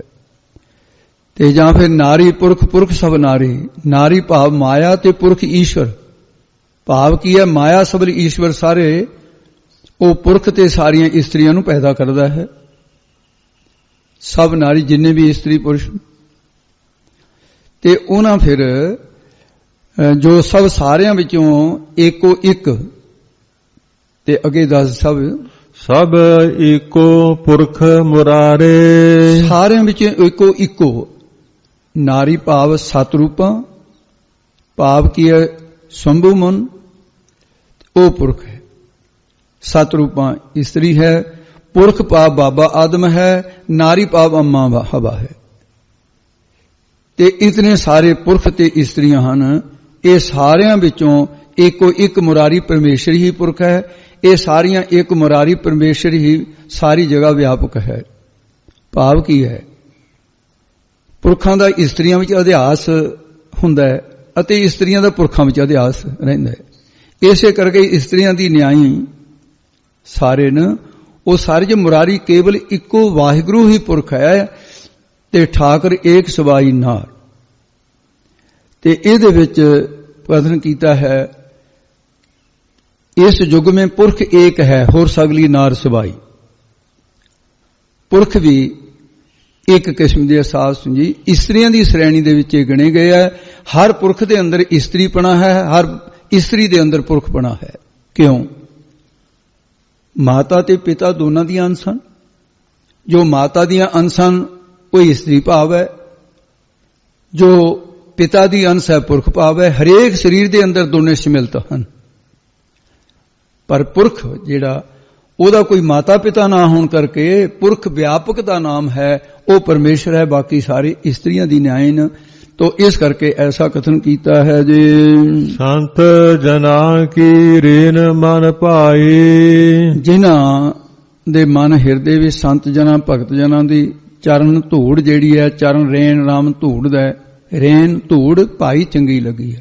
ਉਹ ਜਿਹੜੇ ਹਨ ਮਿਲ ਹਰ ਜਨ ਹਰ ਨਿਸਤਾਰੇ। ਉਹਨਾਂ ਨੇ ਹਰ ਜਨ ਪਰਮੇਸ਼ਰ ਦੇ ਸੰਤ ਜਨਾਂ ਭਗਤ ਜਨਾਂ ਦੇ ਨਾਲ ਮਿਲ ਕੇ ਆਪਣੇ ਆਪ ਨੂੰ ਹਰ ਪਰਮੇਸ਼ਰ ਦਾ ਸਰੂਪ ਬਣਾ ਲਿਆ। ਸੰਸਾਰ ਸਮੁੰਦਰ ਤੋਂ ਨਿਸਤਾਰੇ ਉਹ ਤਾਰ ਲਿਆ ਆਪਣੇ ਆਪ ਨੂੰ। ਹਰ ਜਨ ਪਰਮੇਸ਼ਰ ਦੇ ਭਗਤ ਜਨ ਹਰੇਕ ਨੂੰ ਹਰ ਪਰਮੇਸ਼ਰ ਦੇ ਨਾਲ ਮੇਲ ਕੇ ਸੰਸਾਰ ਸਮੁੰਦਰ ਤੋਂ ਤਾਰ ਦਿੰਦੇ ਹਨ। ਗ੍ਰਾਮ ਗ੍ਰਾਮ ਨਗਰ ਸਭ ਫਿਰਿਆ। ਗ੍ਰਾਮ ਛੋਟੀ ਬਸਤੀ ਜਿਹੜੀ ਹੁੰਦੀ ਹੈ ਇਹਨਾਂ ਨੂੰ ਗ੍ਰਾਮ ਕਹਿੰਦੇ, ਨਗਰ ਕਹਿੰਦੇ ਨੇ ਵੱਡੇ ਨੂੰ। ਇਸ ਕਰਕੇ ਸ਼ਹਿਰਾਂ ਨੂੰ ਨਗਰ ਕਿਹਾ ਜਾਂਦਾ ਹੈ ਤੇ ਜਿਹੜੀਆਂ ਛੋਟੀਆਂ ਬਸਤੀਆਂ ਨੂੰ ਉਹਨਾਂ ਪਿੰਡਾਂ ਨੂੰ ਸਾਧ ਸੰਜੀ ਉਹ ਫਿਰ ਗ੍ਰਾਮ ਕਿਹਾ ਜਾਂਦਾ ਹੈ। ਉੱਥੇ ਗ੍ਰਾਮ ਪੰਚਾਇਤ ਹੈ ਤੇ ਨਗਰ ਨਿਗਮ, ਇਹ ਫਰਕ ਹੈ। ਤੇ ਗ੍ਰਾਮ ਗ੍ਰਾਮ ਪਿੰਡ ਪਿੰਡ, ਨਗਰ ਸ਼ਹਿਰਾਂ ਸ਼ਹਿਰਾਂ ਵਿੱਚ, ਗ੍ਰਾਮ ਛੋਟੇ ਕਸਬਿਆਂ ਤੇ ਨਗਰ ਵੱਡੇ ਕਸਬਿਆਂ ਵਿੱਚ। ਗ੍ਰਾਮ ਸਮੂਹ, ਗ੍ਰਾਮ ਪਿੰਡਾਂ ਤੇ ਸਭ ਸਾਰੇ ਨਗਰਾਂ ਵਿੱਚ ਫਿਰਿਆ, ਘੁੰਮ ਕੇ ਵੇਖਣਾ ਕੀਤਾ ਹੈ। ਫਿਰਿਆ ਘੁੰਮ ਕੇ ਵੇਖਣਾ ਕੀਤਾ ਹੈ। ਗ੍ਰਾਮ ਸਮੂਹ, ਗ੍ਰਾਮ ਸਰੀਰਾਂ ਰੂਪੀ ਘਰ ਵਿੱਚ, ਨਗਰਾਂ ਦੀ ਨਿਆਈ ਜਿੰਨੇ ਵੀ ਪਿੰਡ ਵਸਦੇ ਆਦ ਸਾਰਿਆਂ 'ਚ ਵੇਖਣਾ ਕੀਤਾ ਹੈ। ਗ੍ਰਾਮ ਤਾਂ ਹੈ ਸਵਰਗ ਲੋਕ ਤੇ ਉਹ ਗ੍ਰਾਮ ਹੈ, ਤੇ ਬ੍ਰਹਮ ਲੋਕ ਜਿਹੜਾ ਨਗਰ ਦੀ ਨਿਆਈ ਸਮਝੋ। ਮਾਤ ਲੋਕ ਆਦ ਸਾਰੀਆਂ ਥਾਵਾਂ 'ਚ ਜੂਨਾਂ 'ਚ ਫਿਰ ਕੇ ਵੇਖਣਾ ਕੀਤਾ ਹੈ। ਰਿਦ ਅੰਤਰ ਹਰ ਜਨ ਭਾਰੇ। ਪਰ ਕਿਤੇ ਵੀ ਪਰਮੇਸ਼ਰ ਨਹੀਂ ਲੱਭਿਆ। ਹਰ ਜਨ ਪਰਮੇਸ਼ਰ ਦੇ ਸੰਤ ਜਨਾਂ ਦੀ ਸੰਗਤ ਕਰਕੇ ਰਿਦ ਹਿਰਦੇ ਦੇ ਅੰਤਰ ਅੰਦਰੋਂ ਹੀ ਉਸ ਪਰਮੇਸ਼ਰ ਨੂੰ ਭਾਰੇ ਭਾਲ ਕੇ ਲੱਭ ਲਿਆ ਹੈ। ਸ਼ਰਧਾ ਸ਼ਰਧਾ ਉਪਾਏ ਮਿਲਾਏ। ਗੁਰਾਂ ਨੇ ਸ਼ਰਧਾ ਵਿੱਚੋਂ ਪਰਮੇਸ਼ਰ ਦੀ ਪ੍ਰਾਪਤੀ ਵਾਲੀ ਸ਼ਰਧਾ, ਵਿਸ਼ਵਾਸਾਂ ਵਿੱਚੋਂ ਗੁਰੂ ਦਾ ਵਿਸ਼ਵਾਸ ਪੈਦਾ ਕਰਕੇ ਪਰਮੇਸ਼ਰ ਦੇ ਸਰੂਪ ਨਾਲ ਮਿਲਾਏ, ਮਿਲਾ ਦਿੱਤਾ ਹੈ। ਮਨ ਕਰਕੇ ਸ਼ਰਧਾ ਲਾਈ, ਬਾਣੀ ਕਰਕੇ ਸ਼ਰਧਾ ਲਾਈ, ਵਿਸ਼ਵਾਸ, ਫਿਰ ਰੋਮ ਰੋਮ ਕਰਕੇ ਸਿਮਰਨ ਕਰਨ ਦੀ ਜਿਹੜੀ ਸ਼ਰਧਾ ਵਿਸ਼ਵਾਸ ਪੈਦਾ ਕਰਕੇ ਪਰਮੇਸ਼ਰ ਨਾਲ ਮਿਲਾ ਦਿੱਤਾ ਹੈ।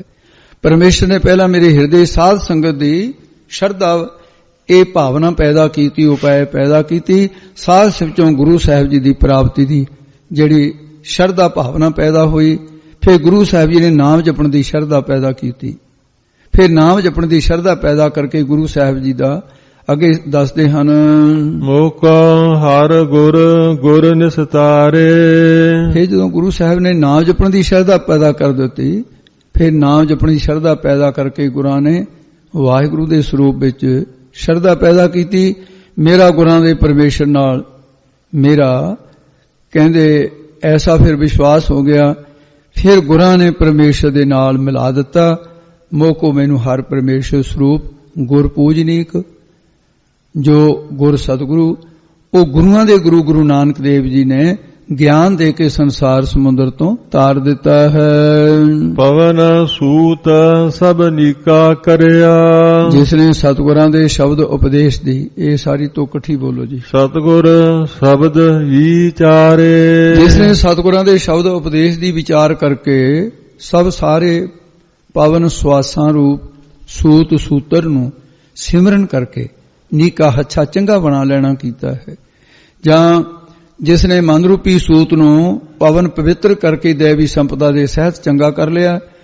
ਜਾਂ ਫਿਰ ਇਹ ਵੀ ਹੈ ਜੋ ਅੰਤਹਿਕਰ ਰੂਪੀ ਸੂਤ ਪਾਉਣ ਬਤ ਚੰਚਲ ਹੈ, ਜਿਸ ਨੇ ਉਸ ਨੂੰ ਸਰਵਣ ਮੰਨਣ ਅਧਿਆਸਨ ਦੁਆਰਾ ਵਿਸ਼ਿਆਂ ਵੱਲੋਂ ਸੂਤ ਸੂਤਰ ਖਿੱਚ ਕੇ ਸਭ ਤਰ੍ਹਾਂ ਕਰਕੇ ਹੱਛਾ ਕਰ ਲਿਆ ਹੈ। ਜਾਂ ਜਿਸ ਨੇ ਜਾਗਰਤ ਸੁਪਨ ਸੁਗੋਪਤ ਅਵਸਥਾ ਕਰਕੇ ਸਵਾਸਾਂ ਨੂੰ ਸਿਮਰਨ ਵਿੱਚ ਲਾ ਕੇ ਚੰਗਾ ਕਰ ਲਿਆ ਹੈ, ਉਹੀ ਸਤਿਗੁਰਾਂ ਦੇ ਸ਼ਬਦ ਦੀ ਵਿਚਾਰ ਕਰਦਾ ਹੈ। ਉਹੀ ਸਤਿਗੁਰਾਂ ਦੇ ਉਪਦੇਸ਼ ਦੁਆਰਾ ਬ੍ਰਹਮ ਦੀ ਵਿਚਾਰ ਕਰਦਾ ਹੈ। ਨਿਜ ਘਰ ਜਾਈ ਅੰਮ੍ਰਿਤ ਰਸ ਪੀਆ। ਉਹਨਾਂ ਨੇ ਪਰਮੇਸ਼ਰ ਦੀ ਪ੍ਰਾਪਤੀ ਵਾਲੇ ਨਿਜ ਆਪਣੇ ਸਾਧ ਸੰਗਤ ਰੂਪੀ ਘਰ ਵਿੱਚ ਜਾ ਕੇ ਨਾਮ ਦਾ ਜਾਂ ਬ੍ਰਹਮਾਨੰਦ ਦਾ ਇਹ ਰਸ ਪੀਣਾ ਕੀਤਾ। ਅੰਮ੍ਰਿਤ ਰਸ ਹੈ ਇਹ। ਨਾਮ ਦਾ ਅੰਮ੍ਰਿਤ ਰਸ ਪੀਣਾ ਕੀਤਾ ਹੈ, ਬ੍ਰਹਮਾਨੰਦ ਦਾ ਅੰਮ੍ਰਿਤ ਰਸ ਪੀਣਾ ਕੀਤਾ ਹੈ। ਬਿਨ ਨੈਣਾ ਜਗਤ ਨਿਹਾਰੇ। ਤੇ ਇਸ ਕਰਕੇ ਫਿਰ ਸਾਰੇ ਜਗਤ ਸੰਸਾਰ ਨੂੰ ਵਿਚਾਰ ਰੂਪੀ ਨੈਣਾ ਨੇਤਰਾਂ ਤੋਂ ਬਗੈਰ ਹੋਣ ਕਰਕੇ ਤੇ ਅੰਨਾ ਹੀ ਨਿਹਾਰੇ ਵੇਖਣਾ ਕੀਤਾ। ਅੰਤਹਿਕਰ ਰੂਪੀ ਘਰ ਤੁਰਿਆ ਪਦ ਰੂਪੀ ਜਗ੍ਹਾ ਵਿੱਚ ਸਥਿਤ ਹੋ ਕੇ ਬ੍ਰਹਮਾਨੰਦ ਰੂਪੀ ਅੰਮ੍ਰਿਤ ਰਸ ਨੂੰ ਪੀਣਾ ਕੀਤਾ ਅਤੇ ਆਪਣੇ ਪ੍ਰਤੱਖ ਨੇਤਰਾਂ ਤੋਂ ਬਗੈਰ ਅੰਤਰੀਵ ਵੈਰਾਗ ਵਿਵੇਕ ਦੇ ਨੇਤਰਾਂ ਨਾਲ ਜਾਂ ਪ੍ਰੋਖ ਅਪਰੋਖ ਬ੍ਰਹਮ ਗਿਆਨ ਦੇ ਨੇਤਰਾਂ ਦੇ ਨਾਲ ਸੰਸਾਰ ਨੂੰ ਬ੍ਰਹਮ ਰੂਪ ਕਰਕੇ ਵੇਖਣਾ ਕੀਤਾ ਹੈ। ਤੋ ਗੁਣ ਈਸ ਵਰਨ ਨਹੀਂ ਸਾਕੋ। ਹੇ ਈਸ਼ ਈਸ਼ਵਰ, ਅਸੀਂ ਤੋ ਤੇਰੇ ਗੁਣ ਸ੍ਰੇਸ਼ਟ ਖੂਬੀਆਂ ਜਿਹੜੀਆਂ ਨੇ, ਤੇਰੇ ਜਿਹੜੇ ਉਪਕਾਰ ਨੇ, ਗੁਣ ਨਾਲ ਉਪਕਾਰ ਦਾ ਵੀ ਹੁੰਦਾ, ਉਹ ਵਰਣਨ ਨਹੀਂ ਕਰ ਸਕਦੇ ਕਿਉਂਕਿ ਤੇਰੇ ਗੁਣ ਬਹੁਤੇ ਨੇ। ਤੁਸੀਂ ਬਹੁਤ ਵੱਡੇ ਐਸੇ ਹੋ ਮਹਾਰਾਜ। ਤੁਮ ਮੰਦਰ ਹਮ ਨਿਕ ਕੀਰੇ। ਤੁਸੀਂ ਬਹੁਤੇ ਵੱਡੇ ਮੰਦਰ ਮਹਿਲ ਦੀ ਨਿਆਈ ਹੋ। ਹਮ ਅਸੀਂ ਤਾਂ ਉਸ ਮਹਿਲ ਦੇ ਵਿੱਚ ਰਹਿਣ ਵਾਲੇ ਨਿੱਕੇ ਨਿੱਕੇ ਜਿਵੇਂ ਕੀੜੀਆਂ ਹੁੰਦੀਆਂ ਨੇ, ਕੀੜੇ, ਉਹ ਐ ਅਸੀਂ ਤਾਂ। ਤੁਸੀਂ ਮੰਦਰਾਚਲ ਪਰਬਤ ਦੀ ਨਿਆਈ, ਮੰਦਰ ਅਧਿਸ਼ਠਾਨ ਰੂਪ ਹੋ।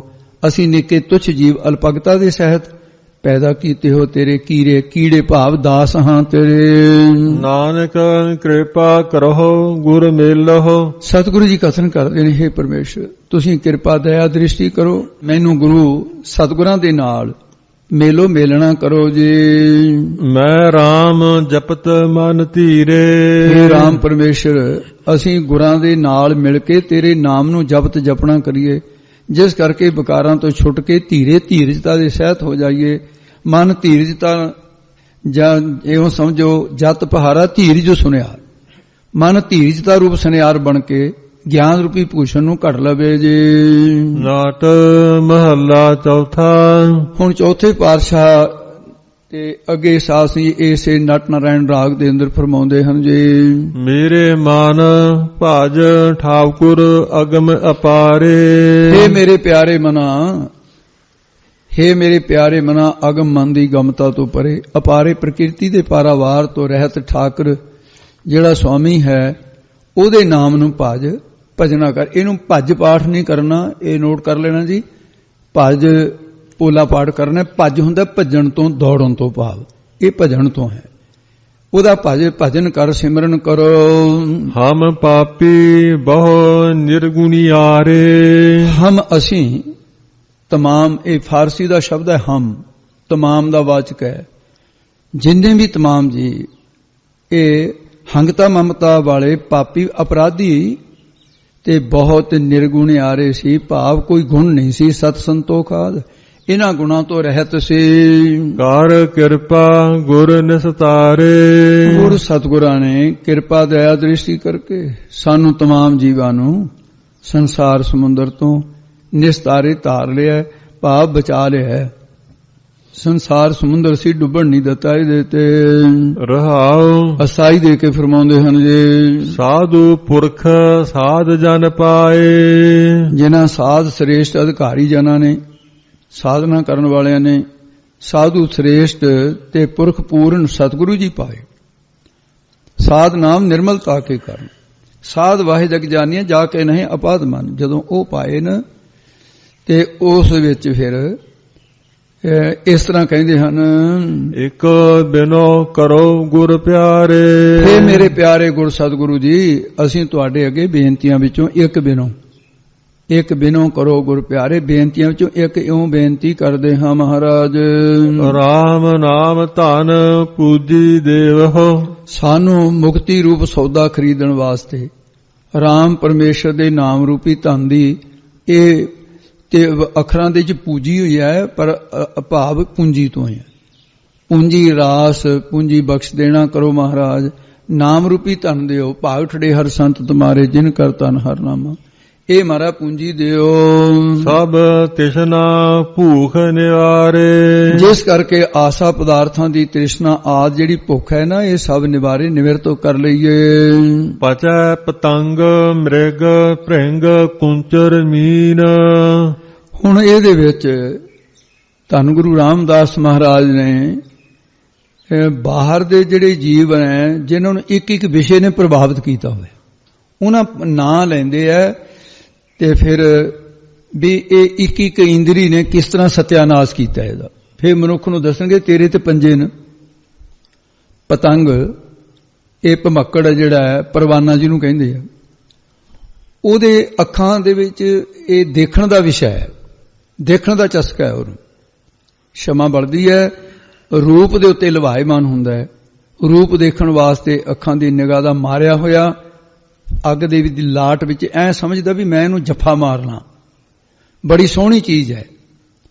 ਤੇ ਜਦੋਂ ਅੱਗ ਨੂੰ ਮਿਲ ਜਾਂਦਾ ਹੈ ਤੇ ਖੰਭ ਹੁੰਦੇ ਨੇ ਪਤਲੇ, ਅਬਲਾਂ ਤਾਂ ਅੱਗ ਦੇ ਜਦੇ ਸੜੀ ਜਾਂਦਾ ਹੈ, ਨਹੀਂ ਤਾਂ ਸਾਸੀ ਖੰਭ ਸੜ ਕੇ ਤੇ ਆਪ ਹੇਠਾਂ ਜ਼ਮੀਨ ਤੇ ਡਿੱਗ ਜਾਂਦਾ ਹੈ। ਹੇਠਾਂ ਪਏ ਨੂੰ ਕੀੜੀਆਂ ਹੀ ਖਾ ਲੈਂਦੀਆਂ ਨੇ, ਫਿਰ ਨੋਚ ਨੋਚ ਕੇ ਉੱਡ ਤਾਂ ਸਕਦਾ ਹੀ ਨਹੀਂ, ਜਾ ਨਹੀਂ ਸਕਦਾ ਕਿਸੇ ਪਾਸੇ। ਤੇ ਪਤੰਗੇ ਨੂੰ ਪੁੱਛੋ ਵੀ ਰੂਪ ਦਾ ਕਿੰਨਾ ਕੁ ਆਨੰਦ ਹੈ, ਕਹਿੰਦਾ ਭਲੇਖਾ ਹੀ ਸੀ, ਮੇਰੀ ਤਾਂ ਜਾਨ ਚਲੀ ਗਈ। दूसरा है मृग। मृग ये जिहड़ा हिरन हुंदा है, ਇਹਦੇ ਵਿੱਚ ਕੰਨਾਂ ਦਾ ਰਸ ਹੈ। ਕੰਡਾ ਹੇੜੇ ਦਾ ਸ਼ਬਦ ਜਿਹੜਾ ਹੈ ਉਹ ਸਾਧ ਸੰਗੀ ਇਸ ਦੀ ਇਹ ਆਵਾਜ਼ ਹੁੰਦੀ ਹੈ, ਘੜੇ ਦੇ ਉੱਤੇ ਚਮੜਾ ਮੰਨ ਲੈਂਦੇ ਆ, ਉਹ ਫਿਰ ਮੋਰ ਦੇ ਖੰਭ ਦੇ ਨਾਲ ਇਹ ਜੀ ਤਰੀਕੀ ਤਕਨੀਕ ਹੈ, ਖਿੱਚਦੇ ਨੇ ਉਸ ਨੂੰ, ਉਹਦੀ ਗੂੰ ਦੀ ਆਵਾਜ਼ ਨਿਕਲਦੀ ਹੈ। ਮਿਰਗ ਨੂੰ ਬਹੁਤ ਪਸੰਦ ਹੈ।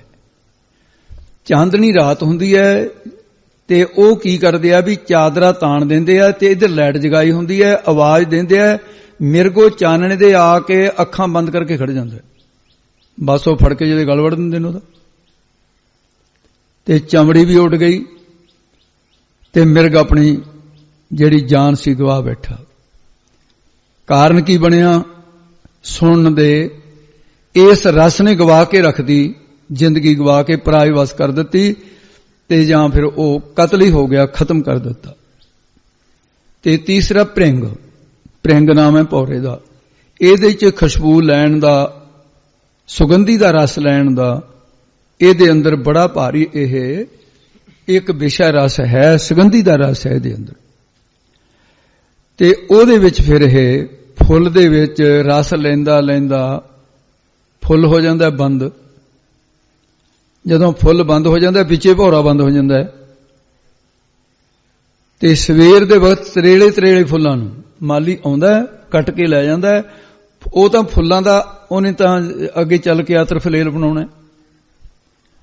ਉਹਨੇ ਜਦੋਂ ਜਿਵੇਂ ਤੇਲ ਦੇ ਵਿੱਚ ਕਈ ਤਲਣ ਵਾਲੀਆਂ ਚੀਜ਼ਾਂ ਨੂੰ, ਪਕਵਾਨ ਨੂੰ ਤਲਦੇ ਆ, ਉਹ ਜਦੋਂ ਤੇਲ ਦੇ ਵਿੱਚ ਸਿੱਟਦਾ ਨਾ, ਬਸ ਉਹਦੇ ਪੰਕਜ ਫਾਦੇ ਪੰਕ ਮਹਾਮੁਦ ਗੁੰਫਿਆ, ਅੰਗ ਸੰਗ ਉਰਜਾਏ ਬਿਸਰਤੇ ਸੁੰਫਿਆ, ਤੇ ਉਹਦੇ ਵਿੱਚ ਹੀ ਪੁਰਥਾ ਹੋ ਜਾਂਦਾ ਹੈ।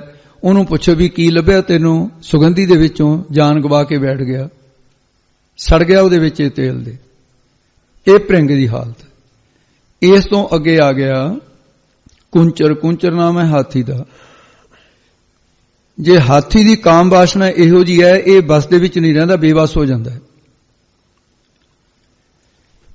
ਜਿਹਦੀ ਖੁਰਾਕ ਬੇਲੋੜੀ ਹੈ, ਬਹੁਤੀ ਖੁਰਾਕ ਹੈ ਜਿਸ ਦੀ, ਉਹਦਾ ਕਾਮ ਵੀ ਉਹਦੇ ਵਸ ਤੋਂ ਬਾਹਰ ਹੋਊਗਾ। ਇਸੇ ਕਰਕੇ ਅਲਪਹਾਰ ਸੁਲਪ ਸੀ ਨਿੰਦਰਾ, ਦੋ ਚੀਜ਼ਾਂ ਉਹਦੇ ਵਸ ਤੋਂ ਬਾਹਰ ਨਿਕਲਣੀਆਂ ਜਿਹਦਾ ਬਹੁਤਾ ਖਾਂਦਾ ਹੈ। ਇੱਕ ਨੀਂਦ ਉਹਦੇ ਵਸ ਤੋਂ ਬਾਹਰ ਹੋ ਜੂਗੀ, ਇੱਕ ਕਾਮ, ਕਿਉਂਕਿ ਉਹ ਖਾਣੇ ਦੇ ਆਧਾਰ ਤੇ। ਜਿਹਦਾ ਖਾਣਾ ਕੰਟਰੋਲ ਹੈ, ਉਹਦੇ ਚੀਜ਼ਾਂ ਕੰਟਰੋਲ ਹੁੰਦੀਆਂ। ਹਾਥੀ ਵਾਲਾ ਖਾਂਦਾ ਹੈ ਵਾਸ਼ਨਾ ਦੇ ਅਧੀਨ। ਚਮੜੀ ਦੀ ਸਪਰਸ਼ਤਾ, ਭੋਗਾ ਵਿਰਤੀ ਕਰਕੇ ਉਹ ਹਥਨੀ ਨੂੰ ਮਿਲਣ ਦੀ ਇੱਛਾਵਾਨ ਹੋ ਕੇ ਚੱਲਦਾ ਹੈ। ਤੇ ਜਿਹੜੇ ਹਾਥੀ ਫੜਨ ਵਾਲੇ ਕੀ ਕਰਦੇ ਆ, ਧਰਤੀ ਦੇ ਵਿੱਚ ਡੂੰਘਾ ਇੱਕ ਟੋਆ ਪੁੱਟ ਲੈਂਦੇ ਆ, ਉਸ ਟੋਏ ਦੇ ਉੱਪਰ ਕਾਨਿਆਂ ਦੀ ਛੱਤ ਪਾ ਦਿੰਦੇ ਆ, ਉਹਦੇ ਉੱਤੇ ਮਿੱਟੀ ਪਾ ਕੇ, ਜਿਵੇਂ ਲੈਂਟਰ ਲਾਉਣ ਤੋਂ ਪਹਿਲਾਂ ਢੂਲਾ ਬੰਨ੍ਹਦੇ ਹੁੰਦੇ ਸੀ, ਹੁਣ ਤਾਂ ਚਲੋ ਪੱਕੇ ਹੀ ਹੋ ਗਏ ਢੂਲੇ, ਤੇ ਅੱਗੇ ਲੱਕੜ ਦਾ ਢੂਲਾ ਬੰਨਿਆ ਜਾਂਦਾ ਸੀ, ਫੱਟੀਆਂ ਹੁੰਦੀਆਂ ਸੀ ਲੱਕੜ ਦੀਆਂ, ਉਹਦੇ ਤੇ ਕਾਨਿਆਂ ਦੀ ਛੱਤ ਪਾ ਕੇ ਉਹਦੇ ਉੱਤੇ ਫਿਰ ਬਰੀਕ ਬਰੀਕ ਸਲਵਾੜ ਪਾ ਕੇ ਉੱਪਰ ਮਿੱਟੀ ਪਾ ਕੇ ਉਹਨੂੰ ਮਿੱਟੀ ਨੂੰ ਥਾਪੜ ਕੇ ਥਾਪੀ ਨਾਲ ਪਾਣੀ ਛਿੜਕ ਛਿੜਕ ਕੇ ਉਹਦੇ ਘਾਹ ਲਾ ਦਿੰਦੇ ਨੇ, ਵੀ ਘਾਹ ਨੂੰ ਪਾਣੀ ਦਿੰਦੇ ਰਹਿੰਦੇ ਆ। ਜਦੋਂ ਘਾਹ ਬਾਕੀ ਦੀ ਜ਼ਮੀਨ ਦੇ ਬਿਲਕੁਲ ਬਰਾਬਰ ਹੋ ਜਾਵੇ, ਬੰਦੇ ਨੂੰ ਵੀ ਨਹੀਂ ਪਤਾ ਲੱਗਦਾ ਵੀ ਇੱਥੇ ਜ਼ਮੀਨ ਹੈ, ਟੋਆ ਹੈ, ਜਾਂ ਫਿਰ ਆਮ ਇਹ ਧਰਤੀ ਹੈ। ਉਹਦੇ ਉੱਤੇ ਕਾਗਜ਼ਾਂ ਦੀ ਹਸਤਨੀ ਬਣਾ ਕੇ ਖੜੀ ਕਰ ਦਿੰਦੇ ਆ। ਪਰ ਕਾਮ ਦੇ ਚ ਅੰਨਾ ਹੋਇਆ ਵਾ, ਦੇਖਦਾ ਹੀ ਨਹੀਂ ਵੀ ਕਾਗਜ਼ਾਂ ਦੀ ਆ ਕਿ ਸੱਚੀ ਮਿੱਚੀ ਦੀਆਂ, ਡਰਮ ਦੇ ਕੇ ਟੋਏ ਦੇ ਵਿੱਚ ਡਿੱਗ ਜਾਂਦਾ। ਆਇਆ ਤਾਂ ਭੋਗ ਦਾ ਆਨੰਦ ਲੈਣ ਵਾਸਤੇ ਸੀ, ਟੋਏ ਦੇ ਚ ਪਏ ਨੂੰ ਪਹਿਲਾਂ ਤਾਂ ਉਹ ਕਈ ਦਿਨ ਭੁੱਖਾ ਰੱਖਦੇ ਨੇ ਵੀ ਖੜਾ ਰਹਿ ਇੱਥੇ ਜਿੱਥੇ ਹਨ। ਉਦੋਂ ਬਾਅਦ ਇਹ ਅੱਖਾਂ 'ਚ ਸੰਧੂਰ ਪਾਉਂਦੇ ਨੇ, ਤੇ ਕਿਉਂਕਿ ਨਿਗਾਹ ਘੱਟ, ਇਹਦੀ ਨਿਗਾਹ ਬੜੀ ਤੇਜ਼ ਹੁੰਦੀ ਹੈ, ਜਿਹਨੇ ਟੋਏ 'ਚ ਸੱਟਿਆ ਉਹਦੇ ਨਾਲ ਬੈਰ ਕਰਦਾ, ਇਸ ਕਰਕੇ ਅੱਖਾਂ 'ਚ ਸੰਧੂਰ ਪਾ ਦਿੰਦੇ ਫਿਰਦੇ। ਫਿਰ ਜਦੋਂ ਐਨ ਅੱਧ ਮਰਿਆ ਹੋ ਜਾਂਦਾ ਹੈ, ਤੇ ਇਹਨੂੰ ਕੁੰਡੇ ਮਾਰ ਮਾਰ ਕੇ ਉਹਨੂੰ ਫਿਰ ਇੰਨਾ ਬੇਚੈਨ ਕਰਦੇ, ਡਰਨ ਲੱਗ ਜਾਂਦਾ ਕੁੰਡੇ ਤੋਂ। ਫਿਰ ਉਹ ਕੁੰਡਾ ਮਾਰਨਾ ਉਹਦੇ, ਫਿਰ ਡਰਦਾ, ਚੀਕਾਂ ਮਾਰਦਾ, ਇੱਕ ਢਿੱਡੋਂ ਭੁੱਖਾ ਹੈ। ਫਿਰ ਉਹਨੂੰ ਕੱਢ ਕੇ ਬਾਹਰ ਨਾ ਬੜੇ ਤਰੀਕੇ ਦੇ ਨਾਲ ਧਰਤੀ ਦੇ ਆਲੇ ਦੁਆਲੇ ਤੋਂ ਪੁੱਟ ਕੇ ਕੱਢਦੇ ਆ, ਬੜਾ ਔਖਾ ਨਿਕਲਦਾ ਉਹਦੇ ਚੋਂ, ਸੌਖਾ ਜਾਂ ਨਹੀਂ। ਤੇ ਉਹਦੇ ਪਿਛਲੇ ਪਾਸੇ ਤੋਂ ਧਰਤੀ ਦੀ ਮਿੱਟੀ, ਜ਼ਮੀਨ ਉਹ ਪੁੱਟ ਪੁੱਟ ਕੇ ਫਿਰ ਉਹਨੂੰ ਇਸ ਪ੍ਰਕਾਰ ਫਿਰ ਸਾਧ ਸਿੰਘ ਜੀ ਬਾਹਰ ਕੱਢ ਲੈਂਦੇ ਆ। ਬਸ ਫੇਰ ਕੀ ਸੀ, ਫੇਰ ਤਾਂ ਜੇ ਉਹ ਕੁੰਡੇ ਵਾਲਾ ਕਹਿੰਦਾ ਵੀ ਨੱਚ ਕੇ ਦਿਖਾ, ਹਾਲਾਂਕਿ ਕੱਦਾਵਰ ਜਾਨਵਰ ਹੈ, ਨੱਚਣਾ ਔਖਾ ਹੈ, ਉਹ ਹਾਥੀ ਨੱਚਣ ਲੱਗ ਜਾਂਦਾ ਸਰਕਸਾਂ 'ਚ। ਉਹਨੂੰ ਪੁੱਛੋ ਵੀ ਤੈਨੂੰ ਆਨੰਦ ਆ ਗਿਆ ਇਸ ਪਰਸਤ ਦਾ ਭੋਗ ਦਾ? ਉਹ ਕਹਿੰਦਾ ਭਰਾਵੋ ਬਚ ਕਿਉਂ ਰਹੋ, ਆਧੀਨ ਹੋਇਆ ਫਿਰਦਾ ਹੈ। ਕੁੰਚਰ। ਇਸ ਤੋਂ ਅੱਗੇ ਪੰਜਵੀਂ ਆ ਗਈ ਮੀਨ। ਮੀਨ ਨਾਮ ਹੈ ਮੱਛੀ ਦਾ। ਮੱਛੀ ਦੇ ਵਿੱਚ ਜੀਵ ਦਾ ਚਸਕਾ ਹੈ। ਇਹ ਕੀ ਕਰਦੇ ਆ ਜਿਹੜੇ ਮੱਛੀਆਂ ਪਕੜਨ ਵਾਲੇ ਆ, ਇਹ ਜਾਂ ਆਟੇ ਦਾ ਥੋੜਾ ਜਿਹਾ ਉਹ ਕੁੰਡੀ ਦੇ ਮੂਹਰੇ ਲਾ ਦਿੰਦੇ ਆ, ਜਾਂ ਮਾਸ ਦਾ ਥੋੜਾ ਜਿਹਾ ਲੋਥੜਾ ਲਾ ਦਿੰਦੇ ਆ, ਮਾਸ ਦੀ ਬੋਟੀ ਛੋਟੀ ਜਿਹੀ ਲਾ ਦਿੰਦੇ ਆ। ਮੱਛੀ ਆਉਂਦੀ ਹੈ, ਮਾਸ ਦੀ ਬੋਟੀ ਜਿਹੜੀ ਪਰਾਏ ਦੇ ਮਾਸ ਦੀ ਬੋਟੀ ਆ ਖਾਣ, ਤੇ ਆਪਣਾ ਮਾਸ ਵੀ ਦੇਗੀ, ਕੁੰਡੀ 'ਚ ਫਸ ਗਈ, ਤੇ ਫਿਰ ਉਸ ਨੂੰ ਤੜਕੇ ਲਾ ਲਾ ਕੇ ਖਾਂਦੇ ਆ ਅਗਲੇ। ਮਹਾਰਾਜ ਕਹਿੰਦੇ ਤੁਸੀਂ ਦੇਖੋ ਤਾਂ ਸਹੀ, ਇੱਕ ਇੱਕ ਦੋਸ਼ ਨੇ ਕਿੱਥੇ ਪਹੁੰਚਾ ਦਿੱਤੇ ਇਹ ਪੰਜੇ।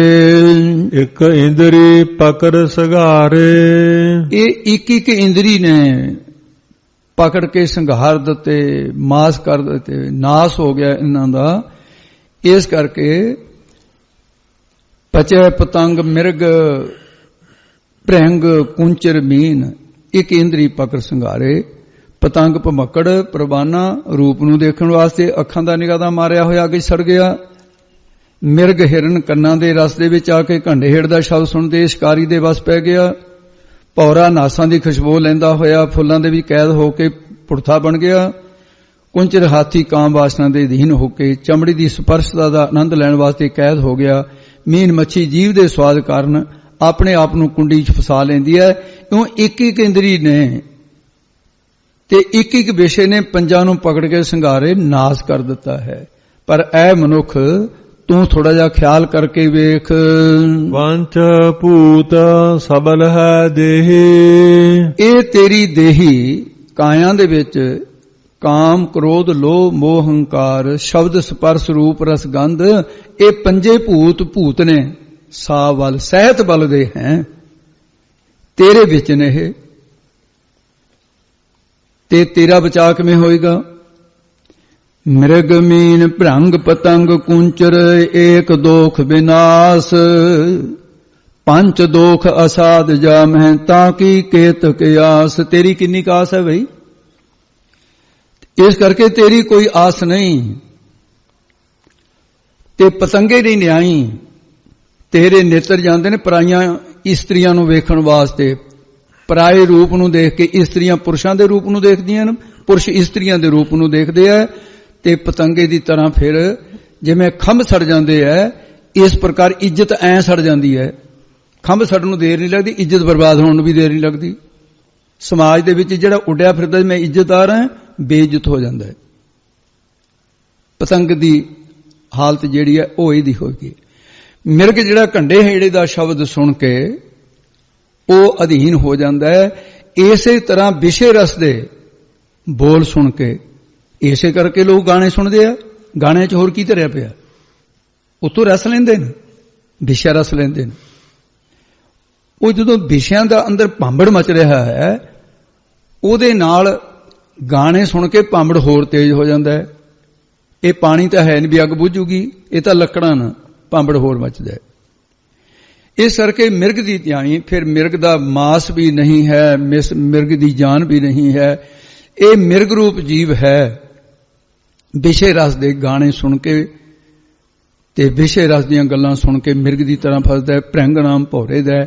ਭੌਰੇ ਦੀ ਨਿਆਈ ਜਿਵੇਂ ਉਹ ਬਾਸ਼ਨਾ ਲੈਂਦਾ ਹੈ, ਇਹ ਫਿਰ ਸਾਧ ਸੰਜੀ ਵਿਸ਼ੇ ਰਸ ਦੀ ਬਾਸ਼ਨਾ ਜਿਹੜੀ ਹੈ ਤੇ ਅੰਦਰ ਇਸ ਦੇ ਉਹਦੇ ਨਾਸਕਾਂ ਰਾਹੀਂ ਹੈ।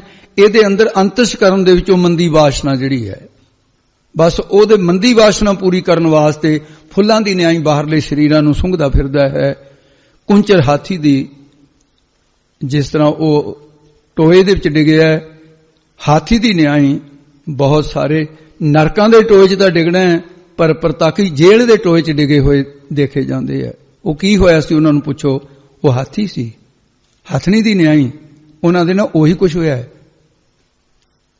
ਜੇਲ੍ਹਾਂ ਦੀਆਂ ਸਿਰਖਾਂ ਦੇ ਪਿੱਛੇ ਆਪਣੇ ਕਿਸਮਤ ਨੂੰ ਕੋਸਦੇ ਨੇ ਵੀ ਆਹ ਕੀ ਹੋ ਗਿਆ, ਲੋਕ ਇੰਨਾ ਸਤਿਕਾਰ ਕਰਦੇ ਸੀ ਤੇ ਅੱਜ ਜੇਲ੍ਹ ਦੇ ਵਿੱਚ ਕੈਦੀ ਹੋ ਕੇ ਰਹਿ ਰਹੇ ਆ। ਮੀਨ ਮੱਛੀ ਜਿਹੜੀ ਹੈ ਤੇ ਜਿਵੇਂ ਉਹ ਖਾਣ ਦੇ ਲਾਲਚ ਵਿੱਚ ਹੈ, ਇਸੇ ਤਰ੍ਹਾਂ ਭਾਈ ਚੰਗੇ ਚੰਗੇ ਪਦਾਰਥਾਂ ਦੇ ਖਾਣ ਦੇ, ਜੀਵ ਦੇ ਸਵਾਦ ਦੇ ਵੀ ਸਤਿਆਨਾਸ਼ ਸਰੀਰ ਦਾ ਕਰ ਲੈਣਾ, ਜਾਂ ਫਿਰ ਇਉਂ ਭੋਗ ਪਦਾਰਥ ਇਹ ਜਾੜੇ ਖਾਣੇ ਆ। ਇੱਕ ਇੱਕ ਇੰਦਰੀ ਨੇ ਸਤਿਆਨਾਸ਼ ਕਰ ਦਿੱਤਾ ਹੈ ਜੀਵਾਂ ਦਾ। ਪਰ ਇਹ ਪੰਜ ਪੂਤ ਸਬਲ ਹੈ ਦੇਹੀ, ਇਹਨਾਂ ਨੂੰ ਨਿਵਾਰਨ ਕਿਵੇਂ ਕਰਨਾ ਉਹ ਵੀ ਦੱਸਦੇ ਨੇ। ਗੁਰ ਸਤਿਗੁਰ ਪਾਪ ਨਿਵਾਰੇ। ਗੁਰ ਪੂਜਨੀਕ ਸਤਿਗੁਰੂ ਸਾਹਿਬ ਜੀ, ਜਿਨ੍ਹਾਂ ਨੇ ਪਾਪਾਂ ਨੂੰ ਨਿਵਾਰੇ, ਨਿਵਰਤ ਕਰਨ ਵਾਲੇ ਨੇ, ਜਿਹੜੇ ਗੁਰੂ ਸਾਹਿਬ ਜੀ ਦੀ ਸ਼ਰਨ ਵਿੱਚ ਆਏ ਆ, ਉਹਨਾਂ ਦੇ ਸਤਿਗੁਰੂ ਨੇ ਪਾਪ ਨਿਵਰਤ ਕਰ ਦਿੱਤੇ। ਗੁਰੂ ਨਾਨਕ ਸਾਹਿਬ ਨੇ, ਗੁਰੂ ਨਾਨਕ ਸਾਹਿਬ ਕਿਰਪਾ ਕਰਨਗੇ। ਸ਼ਾਸਤਰ ਵੇਦ ਸੋਧ ਸੋਧ ਦੇਖੇ। 6 ਸ਼ਾਸਤਰ ਹੈ, ਸਾਂਖ ਨਿਆਏ ਵਿਸੇਕ ਪੂਰ ਮਾਸਾ ਪਤੰਜਲ ਤੇ ਵਿਦਾਂਤ। ਵੇਦ ਚਾਰਨ, ਸ਼ਾਮ ਵੇਦ, ਰਿਗ ਵੇਦ, ਯੁਜਰ ਵੇਦ, ਅਥਰਵਣ ਵੇਦ। ਇਹਨਾਂ ਨੂੰ ਸੋਧ ਸੋਧ ਕੇ, ਖੋਜ ਖੋਜ ਕੇ ਦੇਖੇ, ਵੇਖਣਾ ਕੀਤਾ ਹੈ। ਮਨ ਨਾਰਦ ਬਚਨ ਪੁਕਾਰੇ। ਤੇ ਫਿਰ ਉਹ ਵੀ ਇਹੋ ਹੀ ਗੱਲ ਕਹਿੰਦੇ ਆ। ਅਤੇ ਨਾਰਦ ਮੁਨ, ਉਹਨਾਂ ਦਾ ਪੰਚ ਰਾਤਰ ਗ੍ਰੰਥ ਪੜ੍ਹ ਕੇ ਦੇਖ ਲਓ, ਇਹੋ ਹੀ ਵਚਨ ਨਾਰਦ ਮੁਨੀ ਕਹਿ ਰਿਹਾ, ਪੁਕਾਰ ਕੇ ਕਹਿ ਰਹੇ ਨੇ। ਬਲਕਿ ਇਸ ਕਰਕੇ ਸਿਮਰਤ ਵੇਦ ਪੁਰਾਨ ਪੁਕਾਰਨ ਪੋਥੀਆਂ, ਨਾਮ ਬਿਨਾ ਸਭ ਕੂੜ ਗਾਲੀ ਹੋਛੀਆਂ। ਨਾਮ ਤੋਂ ਬਿਨਾ ਹੋਛੀਆਂ ਗੱਲਾਂ। ਨਾਮ ਸਰੋਮਣ ਸਰਬ ਮੈਂ ਭਗਤ ਰਹੇ ਲਿਵਤਾ। ਨਾਮ ਹੀ ਸਾਰਿਆਂ ਤੋਂ ਸਰੋਮਣ ਹੈ। ਤੇ ਮਹਾਰਾਜ ਨੇ ਪ੍ਰਮਾਣ ਦੇ ਕੇ ਦੱਸਿਆ, ਕਹਿੰਦੇ ਆਹ ਦੇਖੋ ਸਾਰੇ ਵੇਦ ਸ਼ਾਸਤਰ ਕਹਿੰਦੇ ਨੇ ਰਾਮ ਨਾਮ ਪੜ੍ਹੋ ਗਤ ਪਾਵਹੁ। ਹੇ ਭਾਈ, ਰਾਮ ਪਰਮੇਸ਼ਰ ਦੇ ਨਾਮ ਸ਼ਬਦ ਨੂੰ ਗੁਰਾਂ ਦੁਆਰਾ ਇਹਨੂੰ ਭਾਈ ਧਿਆਨ ਰੱਖਣਾ ਹੈ। ਇਹ ਵੀ ਪਾਠ ਦੀ ਗੁੰਡਿਆ, ਪੜ੍ਹੋ ਨਾ, ਇਹਨੂੰ ਪੜ੍ਹਨ ਤੋਂ ਭਾਵ ਹੈ। ਰਾਮ ਨਾਮ ਪੜ੍ਹੋ ਗਤ ਪਾਵੋ। ਰਾਮ ਦੇ ਨਾਮ ਦੀ ਪੜ੍ਹਾਈ ਕਰੋ, ਪੜ੍ਹਨਾ ਕਰੋ ਤੇ ਨਾਮ ਜਪਣਾ ਕਰੋ। ਪੜ੍ਹੋ ਨਾਮ ਪੈਣ ਦਾ ਹੁੰਦਾ ਹੈ, ਪੜ੍ਹੋ ਨਾਮ ਪੜ੍ਹਨ ਦਾ ਹੁੰਦਾ ਹੈ। ਇਸ ਕਰਕੇ ਇਹ ਕੁੰਡੀ ਹੈ, ਜਪਣਾ ਕਰੋ ਤੇ ਗਤ ਕਲਿਆਣ, ਮੁਕਤੀ ਨੂੰ ਪਾਵੋ, ਪਾ ਲਵੋਗੇ। ਸਤ ਸੰਗਤ ਗੁਰ ਨਿਸਤਾਰੇ। ਕਿਉਂਕਿ ਸਤ ਸੰਗਤ ਜਿਹੜੀ ਹੈ ਨਾ, ਸਤਿਗੁਰਾਂ ਦੀ ਸਤ ਸੰਗਤ ਦੁਆਰਾ ਨਾਮ ਜਪਾ ਕੇ ਸਤਿਗੁਰੂ ਜੀ ਸੰਸਾਰ ਸਮੁੰਦਰ ਤੋਂ, ਨਿਸ ਪ੍ਰਪੰਚ ਤੋਂ ਤਾਰ ਦਿੰਦੇ ਆ। ਸਤ ਸੰਗਤ ਦੁਆਰਾ ਗੁਰਾਂ ਦੀ ਪ੍ਰਾਪਤੀ ਹੁੰਦੀ ਹੈ ਅਤੇ ਗੁਰੂ ਸਾਹਿਬ ਜੀ ਪ੍ਰਭੂ ਦੇ ਨਾਮ ਦਾ ਉਪਦੇਸ਼ ਦੇ ਕੇ ਸੰਸਾਰ ਸਮੁੰਦਰ ਤੋਂ ਤਾਰ ਦਿੰਦੇ ਹਨ। ਜੇ ਪ੍ਰੀਤਮ ਪ੍ਰੀਤ ਲੱਗੀ ਪ੍ਰਭ ਕੇਰੇ। ਗੁਰਮੁਖ ਜਨਾਂ ਦੇ ਹਿਰਦੇ ਵਿੱਚ ਪ੍ਰੀਤਮ ਪਿਆਰੇ ਪ੍ਰਭੂ ਦੀ, ਪਰਮੇਸ਼ਰ ਦੀ, ਕੇਰੀ ਦਾ ਥਦੀ ਪਰਮੇਸ਼ਰ ਦੀ ਪ੍ਰੀਤ ਮੁਹੱਬਤ ਇਉਂ ਲੱਗੀ ਹੈ। ਜਿਵ ਸੂਰਜ ਕਮਲ ਨਿਹਾਰੇ। ਜਿਵ ਜਿਵੇਂ ਕਮਲ ਦੇ ਫੁੱਲ ਦੀ ਸੂਰਜ ਨੂੰ ਨਿਹਾਰੇ ਵੇਖਣ ਵਿੱਚ ਪ੍ਰੀਤੀ ਹੁੰਦੀ ਹੈ। ਨਿਹੋ ਕਮਲ ਜਲ ਜਾਣੀਐ ਖਿੜ ਮੁਖ ਵਿਖਾਲੇ। ਤੇ ਕਮਲ ਦੀ ਪ੍ਰੀਤੀ ਸੂਰਜ ਨਾਲ ਹੈ, ਪਾਣੀ ਨਾਲ ਨਹੀਂ ਹੈਗੀ। ਇਸ ਕਰਕੇ ਉਹ ਸੂਰਜ ਨੂੰ ਦੇਖ ਕੇ ਖਿੜਦਾ ਹੈ। ਤੇ ਇਸ ਪ੍ਰਕਾਰ ਫਿਰ ਕਹਿੰਦੇ, ਤੇ ਜਿਨ੍ਹਾਂ ਦੀ ਪ੍ਰੀਤੀ ਲੱਗੀ ਆ ਗੁਰੂ ਰੂਪੀ ਸੂਰਜ ਨੂੰ ਦੇਖ ਕੇ, ਕਮਲ ਦੀ ਨਿਆਈ ਹਿਰਦਾ ਖਿੜ ਜਾਂਦਾ ਉਹਨਾਂ ਦਾ। ਉਹ ਕਮਲ ਦੀ ਨਿਆਈ, ਉਹਨਾਂ ਦਾ ਜੀਵਨ ਕੈਸਾ ਨਿਰਲੇਪ ਰਹਿੰਦੇ ਆ, ਪਦਾਰਥਾਂ 'ਚ ਰਹਿੰਦੇ ਹੋਏ ਮਨ ਕਰਕੇ ਫਸਦੇ ਨਹੀਂ। ਅੱਗੇ ਦੱਸਦੇ ਹਨ ਜੀ, ਮੇਰ ਸੁਮੇਰ ਮੋਰ ਬਹੁ ਨਾਚੈ। ਤੇ ਮੇਰ ਸਮੇਰ ਮੋਰ ਸਾਰੀ ਤੋਂ ਇਕੱਠੀ ਪੜ੍ਹ ਦੋ ਜੀ। ਜਬ ਉਨਵੈ ਘਨ ਕਨਹਾਰੇ। ਮੋਰ ਦੇ ਨੱਚਣ ਦੀ ਗੱਲ ਕੀਤੀ ਹੈ। ਕਦੋਂ? ਕਹਿੰਦੇ ਜਿਸ ਵੇਲੇ ਕਨਹਾਰੇ, ਕਨਹਾਰੇ ਨਾਮ ਹੈ ਬੱਦਲ ਦਾ, ਤੇ ਕਨਹਾਰੇ ਬੱਦਲ, ਕਨ ਘਣੇ, ਕੰਨ ਆ ਗਿਆ ਘਣੇ ਦਾ, ਕਨਹਾਰੇ ਬੱਦਲ, ਕਨ ਘਣੇ ਸੰਘਣੇ। ਉਹ ਜਦੋਂ ਸੰਘਣੇ ਬੱਦਲ ਬਣ ਕੇ ਬਰਸਣ ਲਈ, ਤੇ ਉਨਵੇਂ ਨਾਮ ਜਿਹੜਾ ਨਾ ਝੁਕਣ ਦਾ ਹੈ, ਝੁਕਦੇ ਹੈ। ਜਦੋਂ ਕਨ ਬੱਦਲ ਝੁਕ ਕੇ ਕਨਹਾਰੇ ਗਰਜਣਾ ਕਰਦੇ ਨੇ, ਕਨਹਾਰੇ ਨਾਲ ਗਰਜਣ ਦਾ ਵੀ ਹੁੰਦਾ ਹੈ। ਤੇ ਉਸ ਵੇਲੇ ਫਿਰ ਤਦੋਂ ਮੇਰ ਸਮੇਰ, ਸਾਰਿਆਂ ਪਰਬਤਾਂ ਤੋਂ ਵੱਡੇ ਸਮੇਰ ਪਰਬਤ ਦੇ ਉੱਤੇ ਬੱਦਲ ਆਉਂਦੇ ਵੇਖ ਕੇ ਮੋਰ ਪਹਿਲਾਂ ਪਾ ਕੇ ਬਹੁਤ ਹੀ ਨੱਚਦੇ, ਨਿਰਤਕਾਰੀ ਕਰਦੇ ਨੇ। ਤੇ ਇਸੇ ਪ੍ਰਕਾਰ ਫਿਰ ਬੋਲੋ ਜੀ, ਮੇਰ ਸਮੇਰ ਮੋਰ ਬਹੁ ਨਾਚੈ। ਜਦ ਗੁਰੂ ਰੂਪੀ ਬੱਦਲ, ਸਾਰੀ ਬੋਲਦੇ ਵੀ, ਜਬ ਉਨਵੈ ਘਨ ਕਨਹਾਰੇ। ਇਸੇ ਪ੍ਰਕਾਰ ਗੁਰੂ ਰੂਪੀ ਬੱਦਲ, ਕਨ ਗਰਜਿਤ ਗੋਬਿੰਦ ਰੂਪ, ਗੁਰ ਸ਼ਬਦੀ ਗੋਬਿੰਦ ਗੱਜਿਆ। ਉਹ ਬੱਦਲ ਕੰਨ ਸੰਘਣੇ ਬਹੁਤੇ ਉਨਵੇ ਝੋਕ ਕੇ ਕਿਰਪਾਲੂ ਹੋ ਕੇ ਉਪਦੇਸ਼ ਰੂਪੀ ਵਰਖਾ ਵਰਸਾਉਂਦੇ ਹੈ। ਗੁਰੂ ਰੂਪੀ ਬੱਦਲ ਅਤੀ ਕਿਰਪਾਲੂ ਹੋ ਕੇ ਕੰਨ ਹਾਰੇ ਗਰਜਦੇ ਆ, ਉਪਦੇਸ਼ ਦਿੰਦੇ ਆ, ਕਥਨ ਕਰਦੇ ਨੇ। ਉਦੋਂ ਫਿਰ ਮੇਰ ਸਮੇਰ ਸ਼੍ਰੋਮਣੀ ਪਰਮੇਸ਼ਰ ਦੀ ਪ੍ਰਾਪਤੀ ਵਾਲੇ ਪ੍ਰੇਮ ਰੂਪੀ ਸਮੇਰ ਪਰਬਤ ਦੇ ਉੱਤੇ ਗੁਰਮੁਖ ਜਨਾਂ ਦੇ ਮਨ ਰੂਪੀ ਮੋਰ ਨਾਮ ਅਭਿਆਸ ਰੂਪੀ ਪਹਿਲਾਂ ਪਾਉਂਦੇ ਆ। ਬ੍ਰਹਮ ਦਾ ਨਿਰਣਾ ਕਰਨਾ ਉਪ ਬਹੁਤ ਨੱਚਣਾ ਕਰਦੇ, ਇਹੀ ਨੱਚਣਾ ਜਿਹਦਾ ਨਿਰਣਾ ਕਰਦੇ ਨੇ ਬ੍ਰਹਮ ਦਾ, ਤੇ ਹੋਰ ਕੋਈ ਉਹ ਦੂਸਰਾ ਨੱਚਣ ਵਾਸਤੇ ਆ ਗਿਆ ਨਹੀਂ ਹੈ ਗੁਰਸਿੱਖਾਂ ਨੂੰ। ਤੇ ਹੁਣ ਤਾਂ ਭਾਈ ਗੁਰਸਿੱਖ ਕਿਰਪਾਨਾਂ ਪਾਈਆਂ ਹੁੰਦੀਆਂ ਨੇ, ਵਿਆਹਾਂ ਦੇ ਵਿੱਚ ਨੱਚਣ ਲੱਗਿਆ ਕੋਈ ਸ਼ਰਮੇ ਨਹੀਂ ਕਰਦੇ, ਨਾ ਬੀਬੀਆਂ ਕਰਦੇ ਨਾ ਭਾਈ ਕਰਦੇ ਆ। ਕਹਿੰਦੇ ਜੀ ਰਿਵਾਜ ਆ ਇਹ। ਅਖੇ ਜੀ ਗੁਰਬਾਣੀ 'ਚ ਲਿਖਿਆ ਨਾਚ ਰੇ ਮਨ ਗੁਰ ਕੇ ਆਗੇ। ਤੇ ਜੇ ਤੁਹਾਡੇ ਵਾਲਾ ਅਰਥ ਸਮਝੀਏ ਤਾਂ ਵੀ ਤੁਹਾਡਾ ਖੰਡਨ ਹੋ ਜਾਂਦਾ ਹੈ। ਫਿਰ ਗੁਰੂ ਦੇ ਅੱਗੇ ਕਿਹਾ ਉਹ ਗੁਰੂ ਹੈ ਜਿਹੜੀ ਬਰਾਤ ਦੇ ਵਿੱਚ ਨੱਚਦੇ ਹੋ? ਨਹੀਂ, ਨਾਚ ਦਾ ਅਰਥ ਹੈ ਨਿਰਣਾ। ਗੁਰੂ ਦੇ ਅੱਗੇ ਨਾਚ ਕਰ, ਨਿਰਣਾ ਕਰ। ਤੇ ਇਸ ਪ੍ਰਕਾਰ ਕੇ ਮੈਂ ਕੀ ਹਾਂ, ਬ੍ਰਹਮ ਕੀ ਹੈ, ਇਹ ਨਿਰਣਾ ਕਰ। ਹਾਂਜੀ, ਅੱਗੇ ਦੱਸਦੇ ਨੇ ਸਾਖਤ ਕਾ ਅੰਮ੍ਰਿਤ ਬਹੁ ਸਿੰਚਹੁ। ਜਿਵੇਂ ਸਾਖਤ ਭਾਵ ਕੀ ਹੈ, ਜਿਹੜੇ ਕਠੋਰ ਚਿੱਤ ਵਾਲੇ ਹੈ, ਉਹ ਇਸ ਤਰ੍ਹਾਂ ਨੇ ਜਿਵੇਂ ਕੌੜ ਤੁੰਬਿਆਂ ਦੀਆਂ ਬੇਲਾਂ ਹੁੰਦੀਆਂ ਨਾ, ਉਹਨਾਂ ਨੂੰ ਦੇਵਤਿਆਂ ਦਾ ਲਿਆ ਕੇ ਅੰਮ੍ਰਿਤ ਸਿੰਚਣਾ ਕਰੋ, ਭਾਵੇਂ ਗੁੜ ਸ਼ੱਕਰ ਘੋਲ ਕੇ ਪਾਈ ਜਾਓ, ਫਿਰ ਕੌੜ ਤੁੰਬੇ ਮਿੱਠੇ ਹੋ ਜਾਣਗੇ? ਕੌੜੇ ਰਹਿਣਗੇ ਫਿਰ ਵੀ। ਇਸ ਕਰਕੇ ਉਹਨਾਂ ਦੇ ਫਲ ਫੁੱਲ ਵੀ ਸਾਰੇ ਕੌੜੇ ਹੁੰਦੇ ਨੇ। ਸਭ ਡਾਲ ਫੂਲ ਵਿਸਕਾਰੇ। ਸਭ ਸਾਰੇ ਡਾਲ ਤੇ ਫੂਲ ਫੁੱਲ ਵਿਸ ਵਿਉ ਕਾਰੇ। ਕਾਰੇ ਦਾ ਅਰਥ ਹੈ ਵਾਲੇ, ਵਿਉ ਵਾਲੇ ਹੁੰਦੇ ਨੇ, ਭਾਵ ਉਹਦੇ ਕੁੜਤ ਨਹੀਂ ਹੁੰਦੀ ਹੈ। ਇਸੇ ਪ੍ਰਕਾਰ ਜੇ ਸਾਖਤ ਕੋ ਅੰਮ੍ਰਿਤ ਬਹੁ ਸਿੰਚਹੁ ਸਭ ਡਾਲ ਫੂਲ ਵਿਸਕਾਰੇ। ਇਸੇ ਪ੍ਰਕਾਰ ਸਾਖਤ ਕਠੋਰ ਚਿੱਤ ਵਾਲੇ ਪੁਰਖਾਂ ਨੂੰ ਨਾਮ ਅੰਮ੍ਰਿਤ ਤੇ ਗਿਆਨ ਵਾਲੇ ਬਹੁਤ ਸਾਰੇ ਬਚਨ ਸਿੰਚੋ ਸਿੰਜਣਾ ਕਰੀਏ, ਸੁਣਾਈ ਜਾਓ ਜਿੰਨਾ ਸੁਣਾਉਣਾ। ਉਹਨਾਂ ਨੇ ਆਪਣੀ ਆਦਤ ਨਹੀਂ ਛੱਡਣੀ।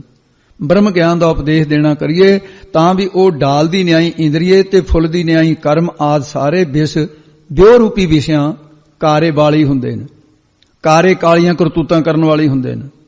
ਉਹਨਾਂ ਦੇ ਡਾਲ ਭਾਵ ਪੁੱਤਰ ਧੀਆਂ ਫੁੱਲਾਂ ਦੀ ਨਿਆਈ ਸਾਰੇ ਉਹ ਕਰਮ ਧਰਮ ਆਦਿ ਸਭ ਕੁਝ ਕਾਲਖ ਦੇ ਨਾਲ ਹੀ ਭਰੇ ਹੁੰਦੇ ਨੇ।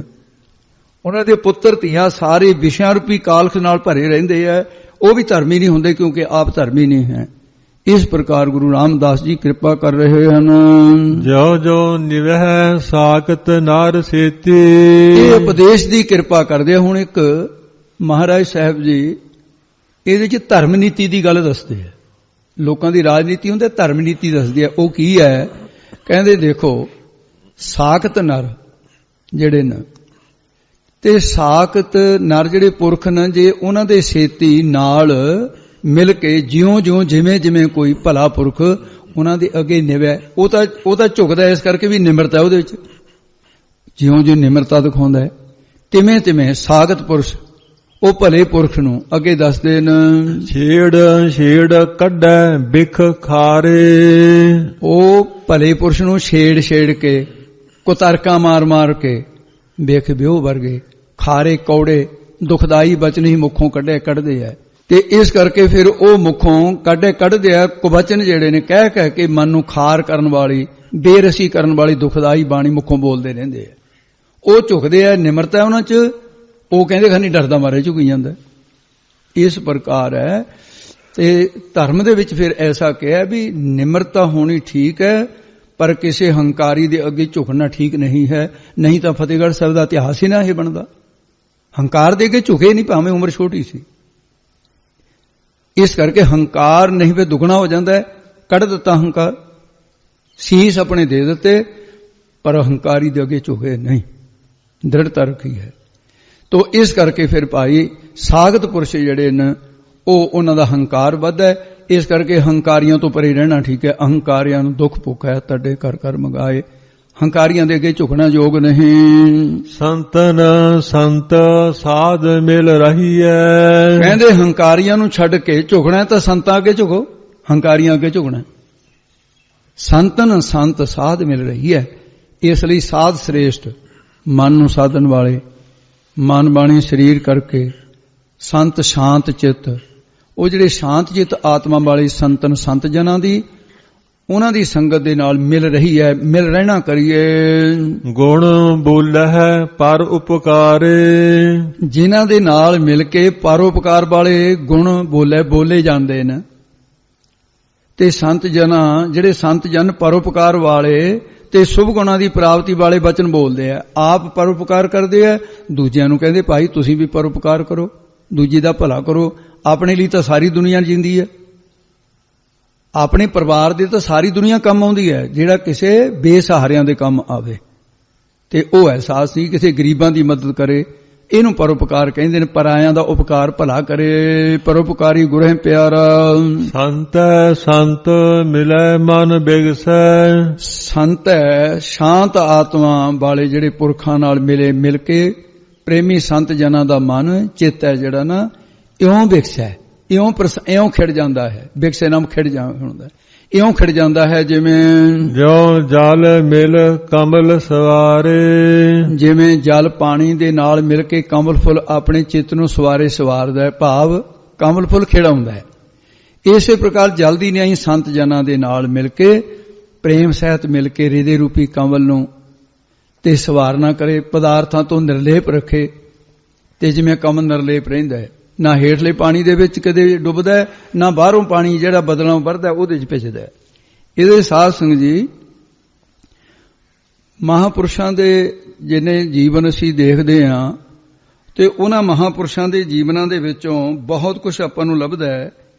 ਇੱਕ ਮਹਾਂਪੁਰਸ਼ ਹੋਏ ਹੈ ਤੇ ਉਹਨਾਂ ਮਹਾਂਪੁਰਸ਼ਾਂ ਦੇ ਸਾਧ ਸੰਗਤ ਜੀ, ਤੇ ਬਾਬਾ ਮਹਿਤਾਬ ਸਿੰਘ ਉਹਨਾਂ ਦਾ ਨਾਂ ਸੀ, ਨਿਰਮਲ ਸੰਪਰਦਾ ਚ ਹੋਏ ਬਾਬਾ ਮਹਿਤਾਬ ਸਿੰਘ। ਇਹ ਆ ਜਿਹੜਾ ਬਿਕਰਮੀ ਸੰਮਤ ਚੱਲਦਾ ਹੈ, ਤੇ ਬਿਕਰਮੀ ਸੰਮਤ ਜਿਹੜਾ ਸੀ 1930 ਦੀ ਗੱਲ ਹੈ, 1930 ਦਾ ਵਾਕਿਆ ਹੈ। ਆ 2078 ਚੱਲਦਾ ਨਾ ਹੁਣ ਤਾਂ, ਇਹ 1930 ਦੀ ਘਟਨਾ ਹੈ। ਉਹ ਰਿਆਸਤੀ ਰਾਜ ਹੁੰਦੇ ਸੀ ਉਹਦੇ, ਤੇ ਇਸ ਤਰ੍ਹਾਂ ਇਹ ਮਾਰਵਾੜ ਦੇ ਇਲਾਕੇ 'ਚ ਇਹ ਜਿਹੜਾ ਜਿੰਨਾ ਵੀ ਰਾਜਸਥਾਨ ਦਾ ਇਲਾਕਾ ਹੈ, ਮਾਰਵਾੜੀ ਲੋਕ ਨੇ। ਇੱਥੇ ਮਾਰਵਾੜੀ ਇੱਕ ਰਾਜਾ ਸੀ, ਬੜਾ ਤਕੜਾ ਸੀ, ਸੰਤ ਸੇਵੀ। ਉਹਨੇ ਖਿਆਲ ਕੀਤਾ ਵੀ ਮੇਰੇ ਕੋਲ ਜਿਹੜਾ ਧਨ ਇੰਨਾ ਪਰਮਾਤਮਾ ਨੇ ਦਿੱਤਾ ਹੈ, ਵੀ ਮੈਂ ਧਨ ਕੁਛ ਦਾਨ ਕਰਾਂ। ਫਿਰ ਕਹਿੰਦਾ ਵੀ ਦਾਨ ਜਿਹੜਾ ਹੈ, ਜੇ ਫੰਡਰ ਗਊ ਨੂੰ ਜਿੰਨਾ ਮਰਜੀ ਬੜੇਵੇਂ ਪਾਈ ਜਾਓ, ਦੁੱਧ ਤਾਂ ਹੈ ਨਹੀਂ, ਉਹ ਤਾਂ ਫੰਡਰ ਹੈ, ਵੀ ਕੋਈ ਕਮਾਈ ਵਾਲਾ ਮਿਲੇ ਸੰਤ, ਮੈਂ ਉਹਨੂੰ ਮਾਇਆ ਭੇਟ ਕਰਾਂ। ਤੇ ਉਹਨੇ ਇੱਕ ਸ਼ਰਤ ਰੱਖ ਦਿੱਤੀ ਵਜ਼ੀਰਾਂ ਨੂੰ, ਕਹਿੰਦਾ ਵੀ ਤੁਸੀਂ ਭਾਲ ਕਰੋ ਵੀ ਮੈਂ 1 ਲੱਖ ਰੁਪਇਆ ਮੱਥਾ ਟੇਕੂੰ। ਇਹ ਉਹ ਸਮਾਂ ਸੀ ਜਦੋਂ 4 ਆਨੇ ਦੀ ਦਿਹਾੜੀ ਸੀ, ਸਾਰਾ ਦਿਨ ਮਜ਼ਦੂਰੀ ਕਰਕੇ ਮਜ਼ਦੂਰ ਨੂੰ 4 ਆਨੇ ਮਿਲਦੇ ਸੀ ਸਾਰੇ। ਉਦੋਂ ਬਾਅਦ ਫਿਰ 1 ਆਨਾ ਵਧਿਆ। ਜਦੋਂ 1 ਆਨਾ ਵਧਿਆ, ਉਹ ਤਾਂ ਸਾਡੇ ਬਜ਼ੁਰਗਾਂ ਦੇ ਵੇਲੇ ਦੀ ਅਜੇ ਕੱਲ ਦੀਆਂ ਗੱਲਾਂ ਨੇ। 4 ਆਨੇ ਦੇ ਥਾਂ ਤੇ ਫਿਰ 5 ਆਨੇ ਹੋ ਗਏ, ਬੜੀ ਦੇਰ ਬਾਅਦ 5 ਆਨੇ ਹੋਏ। ਤੇ ਮਜ਼ਦੂਰ ਨੂੰ 5 ਆਨੇ ਦਿਹਾੜੀ ਲਾ ਕੇ, 3 ਦਿਹਾੜੀਆਂ ਲਾ ਕੇ 5 ਤੀਆ 15 ਆਨੇ ਬਣਦੇ ਸੀ, ਤੇ ਰੁਪਈਏ 'ਚੋਂ 1 ਆਨਾ ਘਟ ਜਾਂਦਾ ਸੀ। ਤੇ ਕੁਝ ਫਿਰ ਦਾਨਿਆਂ ਨੇ ਇਹ ਫੈਸਲਾ ਕਰ ਲਿਆ, ਤੇ ਇੱਕ ਪਿੰਡ ਦੇ ਵਿੱਚ ਇਹ ਫੈਸਲਾ ਦੂਜੇ ਥਾਂ ਆਪੇ ਹੋ ਜਾਂਦਾ ਸੀ। ਰੰਧਾਵੇ ਨਗਰ 'ਚ ਇਹ ਫੈਸਲਾ ਹੋਇਆ, ਬਜ਼ੁਰਗਾਂ ਨੇ ਕੀਤਾ। ਤੇ ਕਹਿੰਦੇ ਭਾਈ ਮਜ਼ਦੂਰਾਂ ਦਾ ਇਸ ਤਰ੍ਹਾਂ ਕਰਿਆ ਕਰੋ ਵੀ ਜਿਹੜਾ 3 ਦਿਹਾੜੀਆਂ ਲਾ ਦਿੰਦਾ ਉਹਦਾ ਆਨਾ ਤੋੜੋ ਨਾ। ਜੇ ਤਾਂ 1 ਦਿਹਾੜੀ ਲਾਉਂਦਾ ਤਾਂ 5 ਆਨੇ ਦਿਓ, ਜੇ ਉਹਨੇ 3 ਦਿਹਾੜੀਆਂ ਇਕੱਠੀਆਂ ਲਾਤੀਆਂ ਤਾਂ ਫਿਰ 1 ਆਨਾ ਜਿਹੜਾ ਉਹਨੂੰ ਵੱਧ ਦਿੱਤਾ ਜਾਵੇ, ਰੁਪਈਆ ਨਾ ਤੋੜੋ ਉਹਦਾ। 1 ਰੁਪਈਆ 3 ਦਿਨ ਲਾ ਕੇ। ਦਿਹਾੜੀ ਪਤਾ ਕਿਵੇਂ ਹੁੰਦੀ ਸੀ? ਦਿਹਾੜੀ ਦਾ ਪੈਮਾਨਾ ਕੀ ਸੀ? ਸੂਰਜ ਚੜ੍ਹਨ ਤੋਂ ਪਹਿਲਾਂ ਮਜ਼ਦੂਰ ਖੇਤ ਵਿੱਚ ਹੋਵੇ, ਸੂਰਜ ਛਿਪੇ ਤੋਂ ਬਾਅਦ ਆਵੇ। 5 ਆਨੇ ਮਿਲਦੇ ਸੀ। ਹੁਣ 1 ਲੱਖ ਰੁਪਈਆ, ਮੈਂ ਤਾਂ ਇਹ ਕਿਹਾ ਵੀ 1 ਲੱਖ ਰੁਪਈਆ ਥੋੜਾ ਨਹੀਂ ਸੀ ਹੁੰਦਾ, ਉਸ ਦੇ ਮੁਤਾਬਕ ਬਹੁਤ ਵੱਡੀ ਬਾਤ ਸੀ। 1 ਲੱਖ ਰੁਪਈਆ ਕਹਿੰਦਾ ਉਹਨੂੰ ਭੇਟ ਦਿਓ ਵੀ ਜਿਹੜਾ ਮਹਾਤਮਾ ਦੇ ਦਰਸ਼ਨ ਕਰਨ ਤੋਂ ਮੇਰਾ ਹਿਰਦਾ ਠੰਡਾ ਹੋ ਜਾਵੇ। ਕਾਮ ਕ੍ਰੋਧ ਦਾ ਤਪਾਇਆ ਗਿਆ, ਸਗਲ ਸ੍ਰਿਸ਼ਟ ਕੋ ਰਾਜਾ ਦੁਖੀਆ, ਇਹ ਤਾਂ ਦੁਖੀ ਹੈ ਨਾ। ਤੇ ਇਹਨੂੰ ਪਤਾ ਚੱਲਿਆ, ਕਹਿੰਦੇ ਜੀ ਸੰਤ ਮਹਿਤਾਬ ਸਿੰਘ ਬੜੀ ਉੱਚੀ ਕਰਨੀ ਵਾਲੇ, ਇਹਨੇ ਆਪਣੀ ਉਹ ਜਿਹੜੀ ਸ਼ਰਤ ਰੱਖੀ ਹੋਈ ਸੀ, ਸ਼ਰਤ ਰੱਖ ਕੇ ਉਹਦੇ ਮੁਤਾਬਕ ਆ ਗਿਆ। ਆ ਕੇ ਸਾਧ ਸੰਗਤ ਜੀ ਜਿਸ ਵੇਲੇ ਮਹਾਤਮਾ ਦੇ ਦਰਸ਼ਨ ਕੀਤੇ ਤੇ ਇੰਨਾ ਹਿਰਦਾ ਠੰਡਾ ਹੋ ਗਿਆ, ਸਾਰਾ ਕੁਝ ਦੇਸ਼ ਕਾਲ ਭੁੱਲ ਗਿਆ। ਤੇ ਜਿਹੜਾ ਮਹਾਤਮਾ ਦੇ ਅੰਦਰ ਗੁਰਮੰਤਰ ਦਾ ਜਾਪ ਚੱਲਦਾ ਸੀ ਨਾ, ਵਾਹਿਗੁਰੂ ਵਾਹਿਗੁਰੂ ਦਾ ਸੁਰਤ ਵਿੱਚ, ਉਹ ਕਹਿੰਦੇ ਰਾਜੇ ਦੇ ਅੰਦਰ ਚੱਲ ਪਿਆ ਜਾਪ। ਕਿੰਨੀ ਦੇਰ ਤੱਕ ਤਾਂ ਰਾਜੇ ਨੂੰ ਸੋਝੀ ਨਹੀਂ ਰਹੀ ਬੈਠਣ ਦੀ। ਬੈਠਾ ਰਿਹਾ, ਜਦ ਸਮਾਧੀ ਖੁੱਲੀ, ਮਹਾਤਮਾ ਨੇ ਚਲੋ ਕਲਾ ਵਰਤਾਈ, ਅੰਤਰਜਾਮੀ ਸੀ ਮਹਾਤਮਾ, ਉਹਨੇ ਲਿਆ ਕੇ ਬੋਰੀਆਂ 1 ਲੱਖ ਰੁਪਇਆ ਸੰਤਾਂ ਦੇ ਚਰਨਾਂ 'ਚ ਭੇਟ ਕਰ ਦਿੱਤਾ। ਸੰਤ ਮਹਿਤਾਬ ਸਿੰਘ ਜੀ ਕਹਿੰਦੇ, ਰਾਜਨ ਕੀ ਹੈ? ਕਹਿੰਦੇ ਮਹਾਰਾਜ ਲੱਖ ਰੁਪਇਆ ਹੈ। ਚਾਂਦੀ ਦੇ ਹੁੰਦੇ ਸੀ ਰੁਪਏ, ਲੱਖ ਰੁਪਇਆ ਚਾਂਦੀ। ਤੇ ਮਹਾਂਪੁਰਸ਼ ਕਹਿੰਦੇ, ਮੈਂ ਕੀ ਕਰਨਾ ਇਹ? ਮੈਂ ਘਰ-ਬਾਰ ਛੱਡਿਆ ਪੈਸੇ ਇਕੱਠੇ ਕਰਨ ਵਾਸਤੇ, ਜਿਹੜੇ ਲੈ ਜਾ ਚੱਕ ਇਹਨੂੰ ਜਿੱਥੋਂ ਲੈ ਕੇ ਆਇਆ। ਤੇ ਸੰਤ ਲੈਣ ਨਾ, ਉਹ ਚੱਕੇ ਨਾ। ਕਹਿੰਦਾ ਮੈਂ ਨਹੀਂ ਚੱਕਣਾ। ਸੰਤ ਕਹਿੰਦੇ ਮੈਂ ਲੈਣਾ ਨਹੀਂ। ਝਗੜਾ ਛਿੜ ਗਿਆ ਉੱਥੇ। ਸਾਧ ਸਿੰਘ ਜੀ, ਇੱਕ ਗੁਰਮੁਖ ਹੋਰ ਕੋਈ ਮਹਾਤਮਾ ਜਿਹੜਾ ਨਿਰਮਲ ਸੰਪਰਦਾ ਦੇ ਨਾਲ ਸੰਬੰਧ ਸੀ, ਉਹ ਕਹਿੰਦਾ ਮਹਾਰਾਜ ਇਉਂ ਕਰੋ ਵੀ ਤੁਸੀਂ ਮੋੜੋ ਨਾ, ਵੀ ਸੰਨਿਆਸੀਆਂ ਦੇ ਕੋਲ ਆਪਣਾ ਅਖਾੜਾ ਹੈ, ਉਦਾਸੀਆਂ ਦੇ ਕੋਲ ਆਪਣਾ ਅਖਾੜਾ ਹੈ, ਨਾਂਗੇ ਸਾਧੂਆਂ ਕੋਲ ਆਪਣੇ ਅਖਾੜੇ, ਵੀ ਸਿੱਖਾਂ ਦੇ ਕੋਲ ਕੋਈ ਆਪਣਾ ਅਖਾੜਾ ਨਹੀਂ ਹੈ। ਕੁੰਭ ਦੇ ਮੇਲਿਆਂ ਤੇ ਜਗ੍ਹਾ ਨਹੀਂ ਦਿੰਦੀ ਸਰਕਾਰ, ਕਹਿੰਦੇ ਵੀ ਤੁਹਾਡੇ ਕੋਲ ਆਪਣੀ ਕੋਈ ਇਸ ਤਰ੍ਹਾਂ ਸੰਸਥਾ ਨਹੀਂ, ਵੀ ਆਪਾਂ ਨਿਰਮਲ ਪੰਚਾਇਤੀ ਅਖਾੜਾ ਮਤਲਬ ਬੰਨਿਆ ਜਾਵੇ, ਇਹ ਅਖਾੜੇ ਦੇ ਵਿੱਚ ਪੈਸੇ ਪਾਏ ਜਾਣ। ਇਹ ਸਾਧ ਸੀ ਜੀ 1930 ਬਿਕਰਮੀ ਸੰਮਤ ਵਿੱਚ ਲੱਖ ਰੁਪਈਆ ਸੰਤ ਮਹਿਤਾਬ ਸਿੰਘ ਨੂੰ ਭੇਟ ਹੋਇਆ। ਉਹਨਾਂ ਨੇ ਚੱਕ ਕੇ ਨਿਰਮਲ ਸੰਪਰਦਾ ਦੇ ਸਾਧੂਆਂ ਨੂੰ ਕਿਹਾ ਵੀ ਤੁਸੀਂ ਆਪਣਾ ਅਖਾੜਾ ਬੰਨੋ। ਇਹ ਫਿਰ ਬਿਕਰਮੀ ਸੰਮਤ 1935 ਦੇ ਵਿੱਚ ਨਿਰਮਲ ਪੰਚਾਇਤੀ ਅਖਾੜਾ, ਜਿਹਦੇ ਚ ਮਹਾਰਾਜਾ ਭੁਪਿੰਦਰ ਸਿੰਘ ਨੇ ਵੱਡੀ ਯੋਗਦਾਨ ਪਾਇਆ, ਮਹਾਰਾਜਾ ਫਰੀਦਕੋਟ ਨੇ, ਮਹਾਰਾਜਾ ਨਾਭਾ ਨੇ, ਮਹਾਰਾਜਾ ਜੀਂਦ ਨੇ, ਸਾਰੇ ਸਿੱਖ ਰਿਆਸਤਾਂ ਦੇ ਰਾਜੇ ਇਕੱਠੇ ਹੋਏ। ਉਹਨਾਂ ਨੇ ਫਿਰ ਸਾਧ ਸਿੰਘ ਜੀ ਮਿਲ ਕੇ, ਕਿਸੇ ਨੇ 1 ਪਿੰਡ ਦਿੱਤੇ, ਕਿਸੇ ਨੇ 2 ਪਿੰਡ ਦਿੱਤੇ, ਬੇਅੰਤ ਜਾਇਦਾਦ ਨਿਰਮਲ ਸੰਪਰਦਾ ਦੇ ਕੋਲ ਆਈ। ਨਿਰਮਲ ਪੰਚਾਇਤੀ ਅਖਾੜਾ ਵੱਜਿਆ। ਸੰਤ ਹੈ ਸੰਤ ਮਿਲੇ ਮਨ ਵਿਕਸੈ, ਕਹਿੰਦੇ ਇਉਂ, ਕਹਿੰਦੇ ਭਾਈ ਪੂਰਨ ਕਮਾਈ ਵਾਲੇ, ਇਹ ਵੱਡਿਆਂ ਮਹਾਂਪੁਰਖਾਂ ਦਾ ਬਚਨ ਸੁਣਾਇਆ ਹੋਇਆ, ਜਿਹੜਾ ਆਪ ਜੀ ਨੂੰ ਸੁਣਾਇਆ। ਇਉਂ ਸੰਤ ਮਹਿਤਾਬ ਸਿੰਘ ਜੀ ਐਸੇ ਜੀ ਦੂਸਰੇ ਦਾ ਨਾਮ ਚਲਾਉਣ ਦੀ ਸਮਰੱਥਾ ਰੱਖਣ ਵਾਲੇ, ਜਿਵੇਂ ਕਮਲ ਖਿੜ ਜਾਂਦਾ ਐ ਹਿਰਦਾ ਖਿੜ ਜਾਂਦਾ, ਐਸੇ ਮਹਾਤਮਾ ਹੁੰਦੇ ਨੇ ਭਾਈ। ਲੋਭ ਲਹਿਰ ਸਭ ਸਵਾਨ ਹਲਕ ਹੈ। ਤੇ ਇਹਦੇ ਚ ਪਿਛਲਾ ਇੱਕ ਇਸ ਤਰ੍ਹਾਂ ਦਾ ਵੀ ਸੀ, ਜਿਉਂ ਜਲ ਮਿਲ ਕਮਲ ਸਵਾਰੇ। ਜਲ ਦੀ ਨਿਆਈ ਤਾਂ ਹੈ ਸੰਤ ਜਨ। ਸੰਤ ਜਨਾਂ ਨਾਲ ਪ੍ਰੇਮ ਸਹਿਤ ਮਿਲ ਕੇ ਰੇਦੇ ਰੂਪੀ ਕਮਲ ਨੂੰ ਸਵਾਰਨਾ ਕਰੇ, ਪਦਾਰਥਾਂ ਤੋਂ ਨਿਰਲੇਪ ਰੱਖੇ। ਹੁਣ ਬੋਲੋ ਜੀ ਅੱਗੇ। ਲੋਭ ਲਹਿਰ ਸਭ ਸਵਾਨ ਹਲਕ ਹੈ। ਲੋਭ ਲਾਲਚ ਦੀ ਲਹਿਰ ਸਭ ਸਾਰੀ ਸਵਾਨ ਕੁੱਤੇ ਦੇ ਹਲਕ ਦੀ ਨਿਆਈ ਹੈ। ਜਿਸ ਤਰ੍ਹਾਂ ਹਲਕਿਆ ਕੁੱਤਾ ਜਿਹੜਾ ਹੁੰਦਾ ਹੈ ਨਾ, ਤੇ ਉਹ ਜਿਹੜਾ ਹਲਕਿਆ ਕੁੱਤਾ ਹੈ, ਲੋਭ ਲਹਿਰ ਸਭ ਸਵਾਨ ਹਲਕ ਹੈ। ਉਹ ਤਾਂ ਹਲਕੇ, ਸਾਰੇ ਹਲਕੇ ਕੁੱਤਿਆਂ ਵਰਗੇ ਹਨ ਜਿਹੜੇ ਲੋਭੀ ਬੰਦੇ ਨੇ। ਹਲਕਿਓ ਸਭ ਹੈ ਬਿਗਾਰੇ। ਹਲਕਿਓ ਹਲਕਿਆ ਹੋਇਆ ਕੁੱਤਾ ਜਿਹਨੂੰ ਵੀ ਕੱਟ ਲੈਂਦਾ ਉਹਨੂੰ ਹਲਕ ਹੋ ਜਾਂਦਾ ਹੈ, ਵਿਗਾੜ ਦਿੰਦਾ ਹੈ ਕੋਈ। ਭਾਵ ਉਹ ਆਪਣਾ ਪਰਾਇਆ ਨਹੀਂ ਸਮਝਦਾ, ਸਾਰਿਆਂ ਨੂੰ ਵੱਢੀ ਜਾਂਦਾ ਹੈ। ਇਸੇ ਪ੍ਰਕਾਰ ਲੋਭੀ ਪੁਰਸ਼ ਜਿਹੜਾ ਹੁੰਦਾ ਹੈ ਨਾ, ਉਹ ਵੀ ਹਲਕਾਏ ਕੁੱਤੇ ਵਰਗਾ ਹੀ ਹੈ। ਹਲਕਿਓ ਸਭ ਬਿਗਾਰੇ, ਲੋਭ ਰੂਪੀ ਲਹਿਰ ਨੇ ਇਹ ਹਲਕ ਵਾਲਾ ਲਾਲਚੀ ਪੁਰਖ ਆਪਣੇ ਸਾਰੇ ਸੰਗੀਆਂ ਨੂੰ ਵਿਗਾੜ ਦਿੰਦਾ ਹੈ, ਆਪਣਾ ਪਰਾਇਆ ਨਹੀਂ ਪਛਾਣਦਾ, ਗੁਰਦੁਆਰੇ ਦਾ ਧਨ ਵੀ ਲੁੱਟ ਲੈਂਦਾ ਹੈ। ਇਸ ਕਰਕੇ ਸਾਧ ਜੀ, ਹਲਕੇ ਕੁੱਤੇ ਦੇ ਵੀ ਕਈ ਦੋਸ਼ ਹੁੰਦੇ ਨੇ। ਨੰਬਰ 1, ਉਹਦੀ ਪੂੰਛ ਸਿੱਧੀ ਹੋ ਜਾਂਦੀ ਹੈ, ਪੂੰਛ ਬਿੰਗੀ ਨਹੀਂ ਰਹਿੰਦੀ। ਆਮ ਕੁੱਤਿਆਂ ਦੀ ਪੂੰਛ ਬਿੰਗੀ ਹੁੰਦੀ ਹੈ, ਹਲਕੇ ਕੁੱਤੇ ਦੀ ਪੂੰਛ ਸਿੱਧੀ ਹੋ ਜਾਂਦੀ ਹੈ। ਦੂਸਰਾ, ਉਹ ਮੂੰਹ ਤੇ ਝੱਗ ਸਿੱਟਦਾ ਹੈ। ਤੀਸਰਾ ਦੋਸ਼।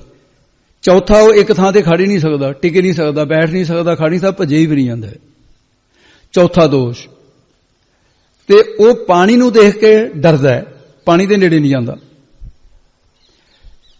ਤੇ ਪੰਜਵਾਂ ਦੋਸ਼ ਉਹਦੇ ਵਿੱਚ ਇਹ ਹੈ ਵੀ ਜਿਹੜੇ ਮਾਲਕ ਨੇ ਰੋਟੀਆਂ ਖਿਲਾ ਖਿਲਾ ਕੇ ਪਾੜਿਆ, ਉਹਨੂੰ ਵੀ ਵੱਢ ਲੈਂਦਾ ਫਿਰ ਉਹ। ਇਸ ਪ੍ਰਕਾਰ ਇਹਦੇ ਚ ਦੋਸ਼ ਨੇ। ਬਿਲਕੁਲ ਇਸੇ ਤਰ੍ਹਾਂ ਜਿਹੜਾ ਲੋਭ ਦੇ ਵਿੱਚ ਹਲਕ ਜਾਵੇ, ਉਹ ਪਹਿਲੀ ਤਾਂ ਗੱਲ ਹੈ ਵੀ ਉਹਦੀ ਪੂੰਛ ਸਿੱਧੀ ਹੋਣ ਵਾਂਗ ਨਾ ਥਾਂ ਥਾਂ ਤੇ ਹੱਥ ਅੱਡਦਾ ਫਿਰੀ ਜਾਂਦਾ ਹੈ। ਉਹਨੇ ਸ਼ਰਮ ਨਹੀਂ ਕਰਨੀ, ਜਿੱਥੋਂ ਪੈਸਾ ਮਿਲਦਾ ਹੈ ਸ਼ਰਮ ਸ਼ੁਰਮ ਨਹੀਂ ਕਰਨੀ, ਉਹਦੇ ਅੱਗੇ ਹੱਥ ਅੱਡਦਾ, ਇੱਥੋਂ ਮਿਲ ਜਾਏ ਇੱਥੋਂ ਮਿਲ, ਹਲ ਹਲ ਕਰਦਾ ਫਿਰਦਾ ਹੈ। ਉਹ ਹਲਕੇ ਹੋਏ ਕੁੱਤੇ ਵਰਗਾ ਬੰਦਾ ਨਹੀਂ ਹੈ, ਉਹ ਹਲਕਿਆ ਹੋਇਆ ਹੈ। ਤੇ ਦੂਸਰਾ, ਇਹ ਤਾਂ ਹੋ ਗਈ ਪੂੰਛ ਸਿੱਧੀ। ਦੂਸਰਾ, ਝੱਗ ਸਿੱਟਦਾ ਹੈ। ਝੱਗ ਸਿੱਟਣ ਦੀ ਤਰ੍ਹਾਂ ਉਹ ਨਿੰਦਿਆ ਦੀ ਝੱਗ ਸਿੱਟਦਾ ਰਹਿੰਦਾ ਹਰ ਵੇਲੇ, ਜਿੱਥੇ ਕੁਝ ਮਿਲਿਆ ਠੀਕ ਹੈ, ਨਹੀਂ ਫਿਰ ਬੁਰਾ ਭਲਾ ਕਹਿਣ ਲਓ ਜੀ ਮੈਂ ਉੱਥੇ ਇੰਨਾ ਚਿਰ ਰਿਹਾ, ਉੱਥੇ ਕੀ ਮਿਲਿਆ ਜੀ, ਉਹ ਫਿਰ ਨਿੰਦਿਆ, ਕਿਉਂਕਿ ਹਲਕ ਗਿਆ। ਤੀਸਰਾ ਜਿਹੜਾ ਹੈ ਉਹਦੇ ਵਿੱਚ ਦੋਸ਼ ਇਹ ਹੈ ਵੀ ਜਿਵੇਂ ਪਾਣੀ ਨੂੰ ਦੇਖ ਕੇ ਸਾਂ ਲੋਭੀ ਬੰਦਾ ਨਾ ਕਥਾ ਕੀਰਤਨ ਚ ਨਹੀਂ ਆਊਗਾ, ਉਹਦੇ ਫਿੱਟ ਹੀ ਨਹੀਂ ਬੈਠਦੀ ਗੱਲ। ਇਹ ਪਾਣੀ ਰੂਪ ਨਾਮ ਤੋਂ ਉਪਦੇਸ਼ ਤੋਂ ਸੰਗਤ ਹੈ, ਸੰਗਤ ਦੇ ਵਿੱਚ ਭਜੇ ਹੀ ਫਿਰੀ ਜਾਂਦਾ ਹੈ। ਉਹ ਕਦੇ ਪੂਰਬ ਕਦੇ ਪੁੱਛ ਐ ਨੱਠਿਆ ਫਿਰਦਾ ਰਹਿੰਦਾ।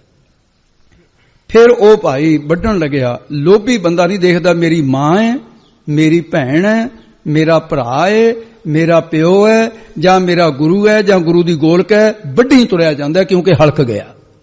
ਗੋਲਕਾਂ ਵੀ ਲੁੱਟ ਲੈਂਦਾ। ਫਿਰ ਇਸ ਪ੍ਰਕਾਰ ਹਲਕ ਉਸ ਵੇ ਬਿਗਾਰੇ। ਉਹਦੇ ਵਿੱਚ ਇਹ ਦੋਸ਼ ਹੈ ਵੀ ਜਿਹਨੂੰ ਵੱਢ ਲੈਂਦਾ ਉਹਨੂੰ ਹਲਕ ਹੋ ਜਾਂਦਾ ਹੈ। ਇਸੇ ਤਰ੍ਹਾਂ ਲੋਭੀ ਦੀ ਸੰਗਤ ਕਰਨ ਵਾਲੇ ਨੂੰ ਵੀ ਹਲਕਾ ਪੈਣ ਲੱਗ ਜਾਂਦਾ, ਉਹ ਵੀ ਲੋਭੀ ਹੋ ਜਾਂਦਾ ਹੈ। ਉਹ ਕਹਿੰਦਾ ਆ ਜਾ, ਇੰਨੇ ਪੈਸੇ ਬਣਦੇ ਆ, ਪਾਠ ਤੈਨੂੰ ਆਉਂਦਾ ਚਾਹੇ ਨਹੀਂ ਆਉਂਦਾ, ਤੂੰ ਬਹਿ ਜਾ ਕੇ ਨਹੀਂ ਗੁਣ ਕਰੀ ਜਾਈ ਤਾਂ ਵੀ ਚੱਲ ਜੂਗਾ ਕੰਮ। ਆ ਰਾੜਾ ਸਾਹਿਬ ਉੱਥੇ ਇੱਕ ਭਈਆ ਫੋਨ ਕਰਦਾ ਬਿਹਾਰ ਦੇ ਵਿੱਚ, ਉਹ ਕਹਿੰਦਾ ਵੀ ਕਿਆ ਹੈ ਬਾਤ, ਕਹਿੰਦਾ ਵੀ काम नहीं मिलता, कहता यहाँ आ जाओ पंजाब में, राड़ा साहब गुरुद्वारा है यहाँ पर, कहते वहां क्या करेंगे, कहते केवल जपजी का पाठ सीख लो बस, इसमें चल जाएगा काम, बड़े पैसे मिलेंगे आपको। अब भैया फोन करता सी राड़ा साहब। ਤੇ ਇਉਂ ਸਾਸੀ ਹਲਕੇ ਸਵੇ ਵਿਗਾਰੇ। ਉਹ ਦੂਜਿਆਂ ਨੂੰ ਵੀ ਲਾਲਚੀ ਬੰਦਾ ਵਿਗਾੜ ਦਿੰਦਾ ਹੈ। ਮੇਰੇ ਠਾਕੁਰ ਕੈ ਦੀਵਾਨ ਖਬਰ ਹੋਏ। ਜਦੋਂ ਮੇਰੇ ਠਾਕੁਰ ਸੁਆਮੀ ਸਤਸੰਗਤ ਰੂਪੀ ਦੀਵਾਨ ਦਰਬਾਰ 'ਚ ਖਬਰ ਹੋਈ ਕਿ ਲੋਭੀ ਪੁਰਖ ਹੈ, ਗੁਰ ਗਿਆਨ ਖੜਗ ਲੈ ਮਾਰੇ। ਗੁਰਾਂ ਨੇ ਗਿਆਨ ਰੂਪੀ ਖੰਡਾ ਲੈ ਕੇ ਨਾ ਲੋਭੀ ਪੁਰਖ ਦਾ ਚਿੱਤ ਮਾਰ ਦਿੱਤਾ, ਲੋਭ ਮਾਰ ਦਿੱਤਾ। ਗਿਆਨ ਦਾ ਉਪਦੇਸ਼ ਦੇ ਕੇ ਲੋਭ ਦੂਰ ਕਰ ਦਿੱਤਾ, ਵੈਰਾਗ ਪੈਦਾ ਕਰ ਦਿੱਤਾ, ਸ਼ਾਂਤੀ ਬਖਸ਼ ਕੇ ਲੋਭ ਨੂੰ ਮੇਟ ਦਿੱਤਾ, ਹਲਕਾ ਠੀਕ ਕਰ ਦਿੱਤਾ। ਹਲਕੇ ਕੁੱਤੇ ਦਾ ਇੱਕ ਮੰਤਰ ਹੁੰਦਾ, ਦੂਰ ਖੜਾ ਇੱਕ ਮਹਾਤਮਾ ਦੇ ਕੋਲ ਸੀ, ਦੂਰ ਖੜੇ ਮੰਤਰ ਪੜ੍ਹਦਾ ਹਲਕਾ ਠੀਕ ਹੋ ਜਾਂਦਾ ਸੀ। ਇਹ ਨਾਮ ਦਾ ਮੰਤਰ ਪੜ੍ਹ ਦਿੰਦੇ ਗਿਆਨ ਦਾ, ਉਹਦਾ ਹਲਕਾ ਠੀਕ ਕਰਦੇ। ਲਾਲਚੀ ਬੰਦਾ ਵੀ ਫਿਰ ਉਹ ਨਾਮ ਦਾ ਲਾਲਚ ਕਰਨ ਲੱਗ ਜਾਂਦਾ ਹੈ, ਸਿਮਰਨ ਕਰਨ ਲੱਗ ਜਾਂਦਾ ਹੈ। ਰਾਖ ਰਾਖ ਰਾਗ ਪ੍ਰਭ ਮੇਰੇ। ਤੇ ਹੁਣ ਮਹਾਰਾਜ ਸਾਹਿਬ ਜੀ ਨਾ ਜਿੱਥੇ ਰਾਗ ਸਮਾਪਤ ਹੁੰਦਾ ਹੈ, ਛੋਟਾ ਰਾਗ ਸੀ ਇਹ, ਅੱਜ ਇਸ ਰਾਗ ਦੇ ਗੁਰੂ ਅਰਜਨ ਦੇਵ ਤੇ ਗੁਰੂ ਰਾਮਦਾਸ ਜੀ ਦੀ ਉਹ ਬਾਣੀ ਹੈ, ਨਾ ਭਗਤਾਂ ਦੀ ਬਾਣੀ ਹੈ ਤੇ ਇਹਦੇ ਚ ਨਾ ਹੋਰ ਗੁਰੂ ਸਾਹਿਬਾਨਾਂ ਦੀ। ਤੇ ਇਸ ਕਰਕੇ ਨਾ ਰਾਖ ਰਾਖ ਰਾਖ ਪ੍ਰਭ ਮੇਰੇ, ਹੇ ਮੇਰੇ ਪ੍ਰਭ ਪਰਮੇਸ਼ਰ ਮੇਰੀ ਰਾਖ ਰੱਖਿਆ ਕਰ, ਮੇਰੀ ਰਾਖ ਰੱਖਿਆ ਕਰ, ਮੇਰੀ ਰਾਖ ਰੱਖਿਆ ਕਰ। 3 ਵਾਰ ਜਿਵੇਂ ਸਤ ਸਤ ਸਤ ਪ੍ਰਭ ਸੁਆਮੀ, 3 ਵਾਰੀ ਰਾਖ ਰਾਖ ਹੋ ਗਿਆ। ਰਾਖ ਰਾਖ ਰਾਖ ਪ੍ਰਭ ਮੇਰੇ, ਇਹਦਾ ਭਾਵ ਇਹ ਹੈ ਜਿਵੇਂ ਮੇਰੀ ਮਾਤਾ ਦੇ ਗਰਭ ਵਿੱਚ ਰਾਖ ਰੱਖਿਆ ਕੀਤੀ ਹੈ ਤੈਂ, ਉੱਥੇ ਕਿਹੜਾ ਮੈਂ ਕੋਈ ਬਹੁਤ ਜ਼ਿਆਦਾ ਤੇਰੀ ਤਪੱਸਿਆ ਕੀਤੀ ਸੀ, ਤੂੰ ਮੇਰੀ ਰੱਖਿਆ ਕੀਤੀ ਉੱਥੇ। ਉਵੇਂ ਜਿਵੇਂ ਮੇਰੀ ਇਸ ਲੋਕ ਦੇ ਵਿੱਚ ਵੀ ਕਾਮ ਕਰੋ ਤੂੰ ਰਾਖ ਰੱਖਿਆ ਕਰੋ ਜੀ। ਜਿਵੇਂ ਇੱਥੇ ਰੱਖਿਆ ਕਰੋਗੇ ਫਿਰ ਅੱਗੇ ਰਾਖ ਪਰਲੋਕ ਦੇ ਵਿੱਚ ਰੱਖਿਆ ਤੁਸੀਂ ਕਰਨੀ ਮਹਾਰਾਜ, ਉੱਥੇ ਕਿਹੜਾ ਕੋਈ ਹੋਰ ਕਰ ਸਕਦਾ ਹੈ। ਇਹ ਦੂਜਾ ਅਰਥ ਹੈ। ਤੀਸਰਾ ਅਰਥ ਰਾਖ ਰਾਖ ਰਾਖ ਪ੍ਰਭ ਮੇਰੇ। ਰਾਖ ਰਾਖ ਨਾਮ ਹੈ ਸਵਾਹ ਦਾ, ਸਵਾਹ ਤੋਂ ਭਾਵ ਲੈਣੀ ਹੈ ਮਿੱਟੀ, ਮਿੱਟੀ ਤੋਂ ਭਾਵ 5 ਤੱਤਾਂ ਦਾ ਬਣਿਆ ਹੋਇਆ ਰਾਖ। ਇਹ ਸਰੀਰ ਮਿੱਟੀ ਰੂਪ ਹੈ। ਇਹ ਸਰੀਰ ਜਿਹੜਾ ਰਾਖ ਹੈ ਇਹਦੇ 'ਚ ਕਾਮ ਕ੍ਰੋਧ ਜਿਹੜੇ ਨੇ ਵਿਕਾਰ, ਉਹ ਰਾਖ ਖੇਡ ਆਉਣ ਵਾਲੇ ਨੇ, ਮੇਰੇ ਸਰੀਰ 'ਚ ਬਹਿ ਕੇ ਖੇਡ ਆਉਂਦੇ ਨੇ, ਮੇਰੀ ਬੇਇੱਜ਼ਤੀ ਕਰਾਉਂਦੇ ਆ। ਇਹਨਾਂ ਤੋਂ ਰਾਖ ਮੇਰੀ ਰੱਖਿਆ ਕਰੋ। ਅੱਗੇ ਹੋਰ ਅਰਥ ਹੈ ਜਿਵੇਂ ਪਿਛਲੇ ਯੁੱਗਾਂ ਦੇ ਵਿੱਚ ਭਗਤਾਂ ਦੀ ਰਾਖ ਪੈਜ ਰੱਖਣਾ ਕੀਤੀ, ਤਿਵੇਂ ਹੁਣ ਮੇਰੀ ਕਲਯੁਗ ਦੇ ਵਿੱਚ ਆਪਣੀ ਕਿਰਪਾ ਧਾਰ ਕੇ ਮਹਾਰਾਜ ਸਾਹਿਬ ਜੀ ਆ ਬੋਲਦੇ ਹੋ ਅਗਲੀ ਤੁਕ ਜੀ, ਮੈਂ ਰਾਖੋ ਕਿਰਪਾ ਧਾਰੇ। ਤੇ ਜਿਵੇਂ ਮਹਾਰਾਜ ਪਿੱਛੇ ਸਤਯੁਗ ਦੇ ਵਿੱਚ ਤੁਸੀਂ ਭਗਤਾਂ ਦੀ ਰੱਖਿਆ ਕੀਤੀ, ਜਿਵੇਂ ਸਤਯੁਗ ਦੇ ਵਿੱਚ ਕਾਮ ਕ੍ਰੋਧ ਤੋਂ ਰਾਖ ਰੱਖਿਆ ਕੀਤੀ, ਤੇ ਉਸੇ ਤਰ੍ਹਾਂ ਮਹਾਰਾਜ ਕਲਯੁਗ ਦੇ ਵਿੱਚ ਮੇਰੀ ਵੀ ਰੱਖਿਆ ਕਰੋ। ਤੁਸੀਂ ਕਿਰਪਾ ਦ੍ਰਿਸ਼ਟੀ ਧਾਰ ਕੇ ਮਹਾਰਾਜ ਮੇਰੀ ਰੱਖਿਆ ਕਰੋ ਜੀ। ਪੈਜ ਰੱਖੋ ਹਰ ਜਨਹਿ ਕੇਰੀ, ਨਾਨਕ ਮੈਂ ਧਰ ਅਵਰ ਨਾ ਕਾਈ। ਤੇ ਇਸ ਪ੍ਰਕਾਰ ਸਤਿਗੁਰੂ ਮਹਾਰਾਜ ਕਹਿੰਦੇ ਮੈਨੂੰ ਅਵਰ ਹੋਰ ਕੋਈ ਵੀ ਧਰ ਓਟ ਨਹੀਂ ਹੈ। ਦੁਬਾਰੇ ਬੋਲੋ ਜੀ, ਨਾਨਕ ਮੈਂ ਧਰ ਅਵਰ ਨਾ ਕਾਈ। ਸਤਿਗੁਰੂ ਜੀ ਕਥਨ ਕਰਦੇ ਨੇ, ਹੇ ਪ੍ਰਭੂ, ਹੇ ਪਰਮੇਸ਼ਰ ਵਾਹਿਗੁਰੂ, मैं मैनू अवर होर कोई काई कोई भी धर ओट नहीं है ते तो बिना। मैं सतगुर गुर निस्तारे छक्का एक। जो मैनू अवर होर काई कोई भी धर ओट नहीं है, मैं मैनू तां तेरे स्वरूप रूप गुर पूजनीक सतगुरु सच्चा गुरु ही संसार समुंदर तो निस्तारे तार न करेगा। छक्का एक बोलना, इनू भाई छक्का पहला नहीं कह देना, क्योंकि इत्थे नट नारायण राग दियां 6 अष्टपदियां संपूर्ण हो गईयां। 6 अष्टपदियां दे संपूर्ण होण ते इस एक दा नाम छक्का है, एक छक्का हो जाता है। ते इस करके जिवें 6 अष्टपदियां इको रूप दे विच इको ही आकार विच सतगुरां ने उचारण कीतियां ने, इसलिए पाठ करन वेले छक्का एक बोलना है। ते नट नारायण दे विच चौथे पातशाह महाराज दे 6 शब्द आए है, ते चौथे पातशाह दियां ਜਿਹੜੀਆਂ ਉਹ 3 ਪੜਤਾਲਾਂ ਆਈਆਂ। ਪੰਜਵੇਂ ਪਾਤਸ਼ਾਹ ਦੇ 10 ਸ਼ਬਦ ਆਏ ਨੇ ਤੇ ਚੌਥੇ ਪਾਤਸ਼ਾਹ ਦੀਆਂ 6 ਅਸ਼ਟਪਦੀਆਂ ਆਈਆਂ ਨੇ। ਇਹ 25 ਸਾਧ ਸਿੰਘ ਜੀ ਸ਼ਬਦਾਂ ਦਾ ਇਹ ਛੋਟੇ ਰਾਗ ਦੇ ਵਿੱਚ ਮਹਾਰਾਜ ਸਾਹਿਬ ਨੇ ਬਖਸ਼ਿਸ਼ ਕੀਤੀ ਹੈ। ਜਿਵੇਂ ਸਤਿਗੁਰੂ ਮਹਾਰਾਜ ਸਾਹਿਬ ਨੇ ਇਹ 19ਵਾਂ ਰਾਗ ਇੱਥੇ ਅੱਜ ਸਮਾਪਤ ਹੁੰਦਾ ਹੈ। ਅੱਗੇ ਸਾਧ ਸਿੰਘ ਜੀ 20ਵਾਂ ਰਾਗ ਸ਼ੁਰੂ ਹੋਏਗਾ। ਭੁੱਲਾਂ ਚੁੱਕਾਂ ਦੀ ਸਤਿਗੁਰੂ ਖਿਮਾ ਕਰਨ। ਆਓ ਜੀ ਇੱਥੇ ਸਮਾਪਤੀ ਹੈ। ਭੁੱਲਾਂ ਚੁੱਕਾਂ ਦੀ ਸਤਿਗੁਰੂ ਸਾਰਿਆਂ ਦੀ ਖਿਮਾ ਬਖਸ਼ਣ ਔਰ ਸਵਾਸ ਲੇਖੇ ਲੱਗਣ। ਜੀਵਨ ਬੜਮੁੱਲਾ ਹੈ, ਸਵਾਸ ਲੇਖੇ ਦੇ ਵਿੱਚ ਪੈਂਦੇ ਆ ਜਿਹੜੇ ਨਾਮ ਸਿਮਰਨ ਦੇ ਵਿੱਚ ਅਸੀਂ ਜੁੜਦੇ ਹਾਂ। ਆਓ ਜੀ ਇੱਥੇ ਹੀ ਸਮਾਪਤੀ ਹੈ ਜੀ। ਰਾਖ ਰਾਖ ਰਾਖ ਪ੍ਰਭ ਮੇਰੇ, ਮੈਂ ਰਾਖੋ ਕਿਰਪਾ ਤਾਰੇ। नानक मैं तर अवर न काई, मैं सतगुर गुर निस्तारे छक्का एक। वाहिगुरु जी का खालसा, वाहिगुरु जी की फतेह। हे गोबिंद हे गोपाल, हे दयाल लाल, प्राणनाथ अनाथ सखे दीन। हे समरथ अगम पूरन मोहे, अंधकूप महापयान कपार उतार। आए प्रभु शरणागति कृपा निध दया। एक अखर हर मन वस्त नानक होत निहाल। वाहिगुरु नाम जहाज है चढ़े सुतरे पार। जो सरदा कर सेव दे पार उतारन हार। जो सरदा कर सेव दे पार।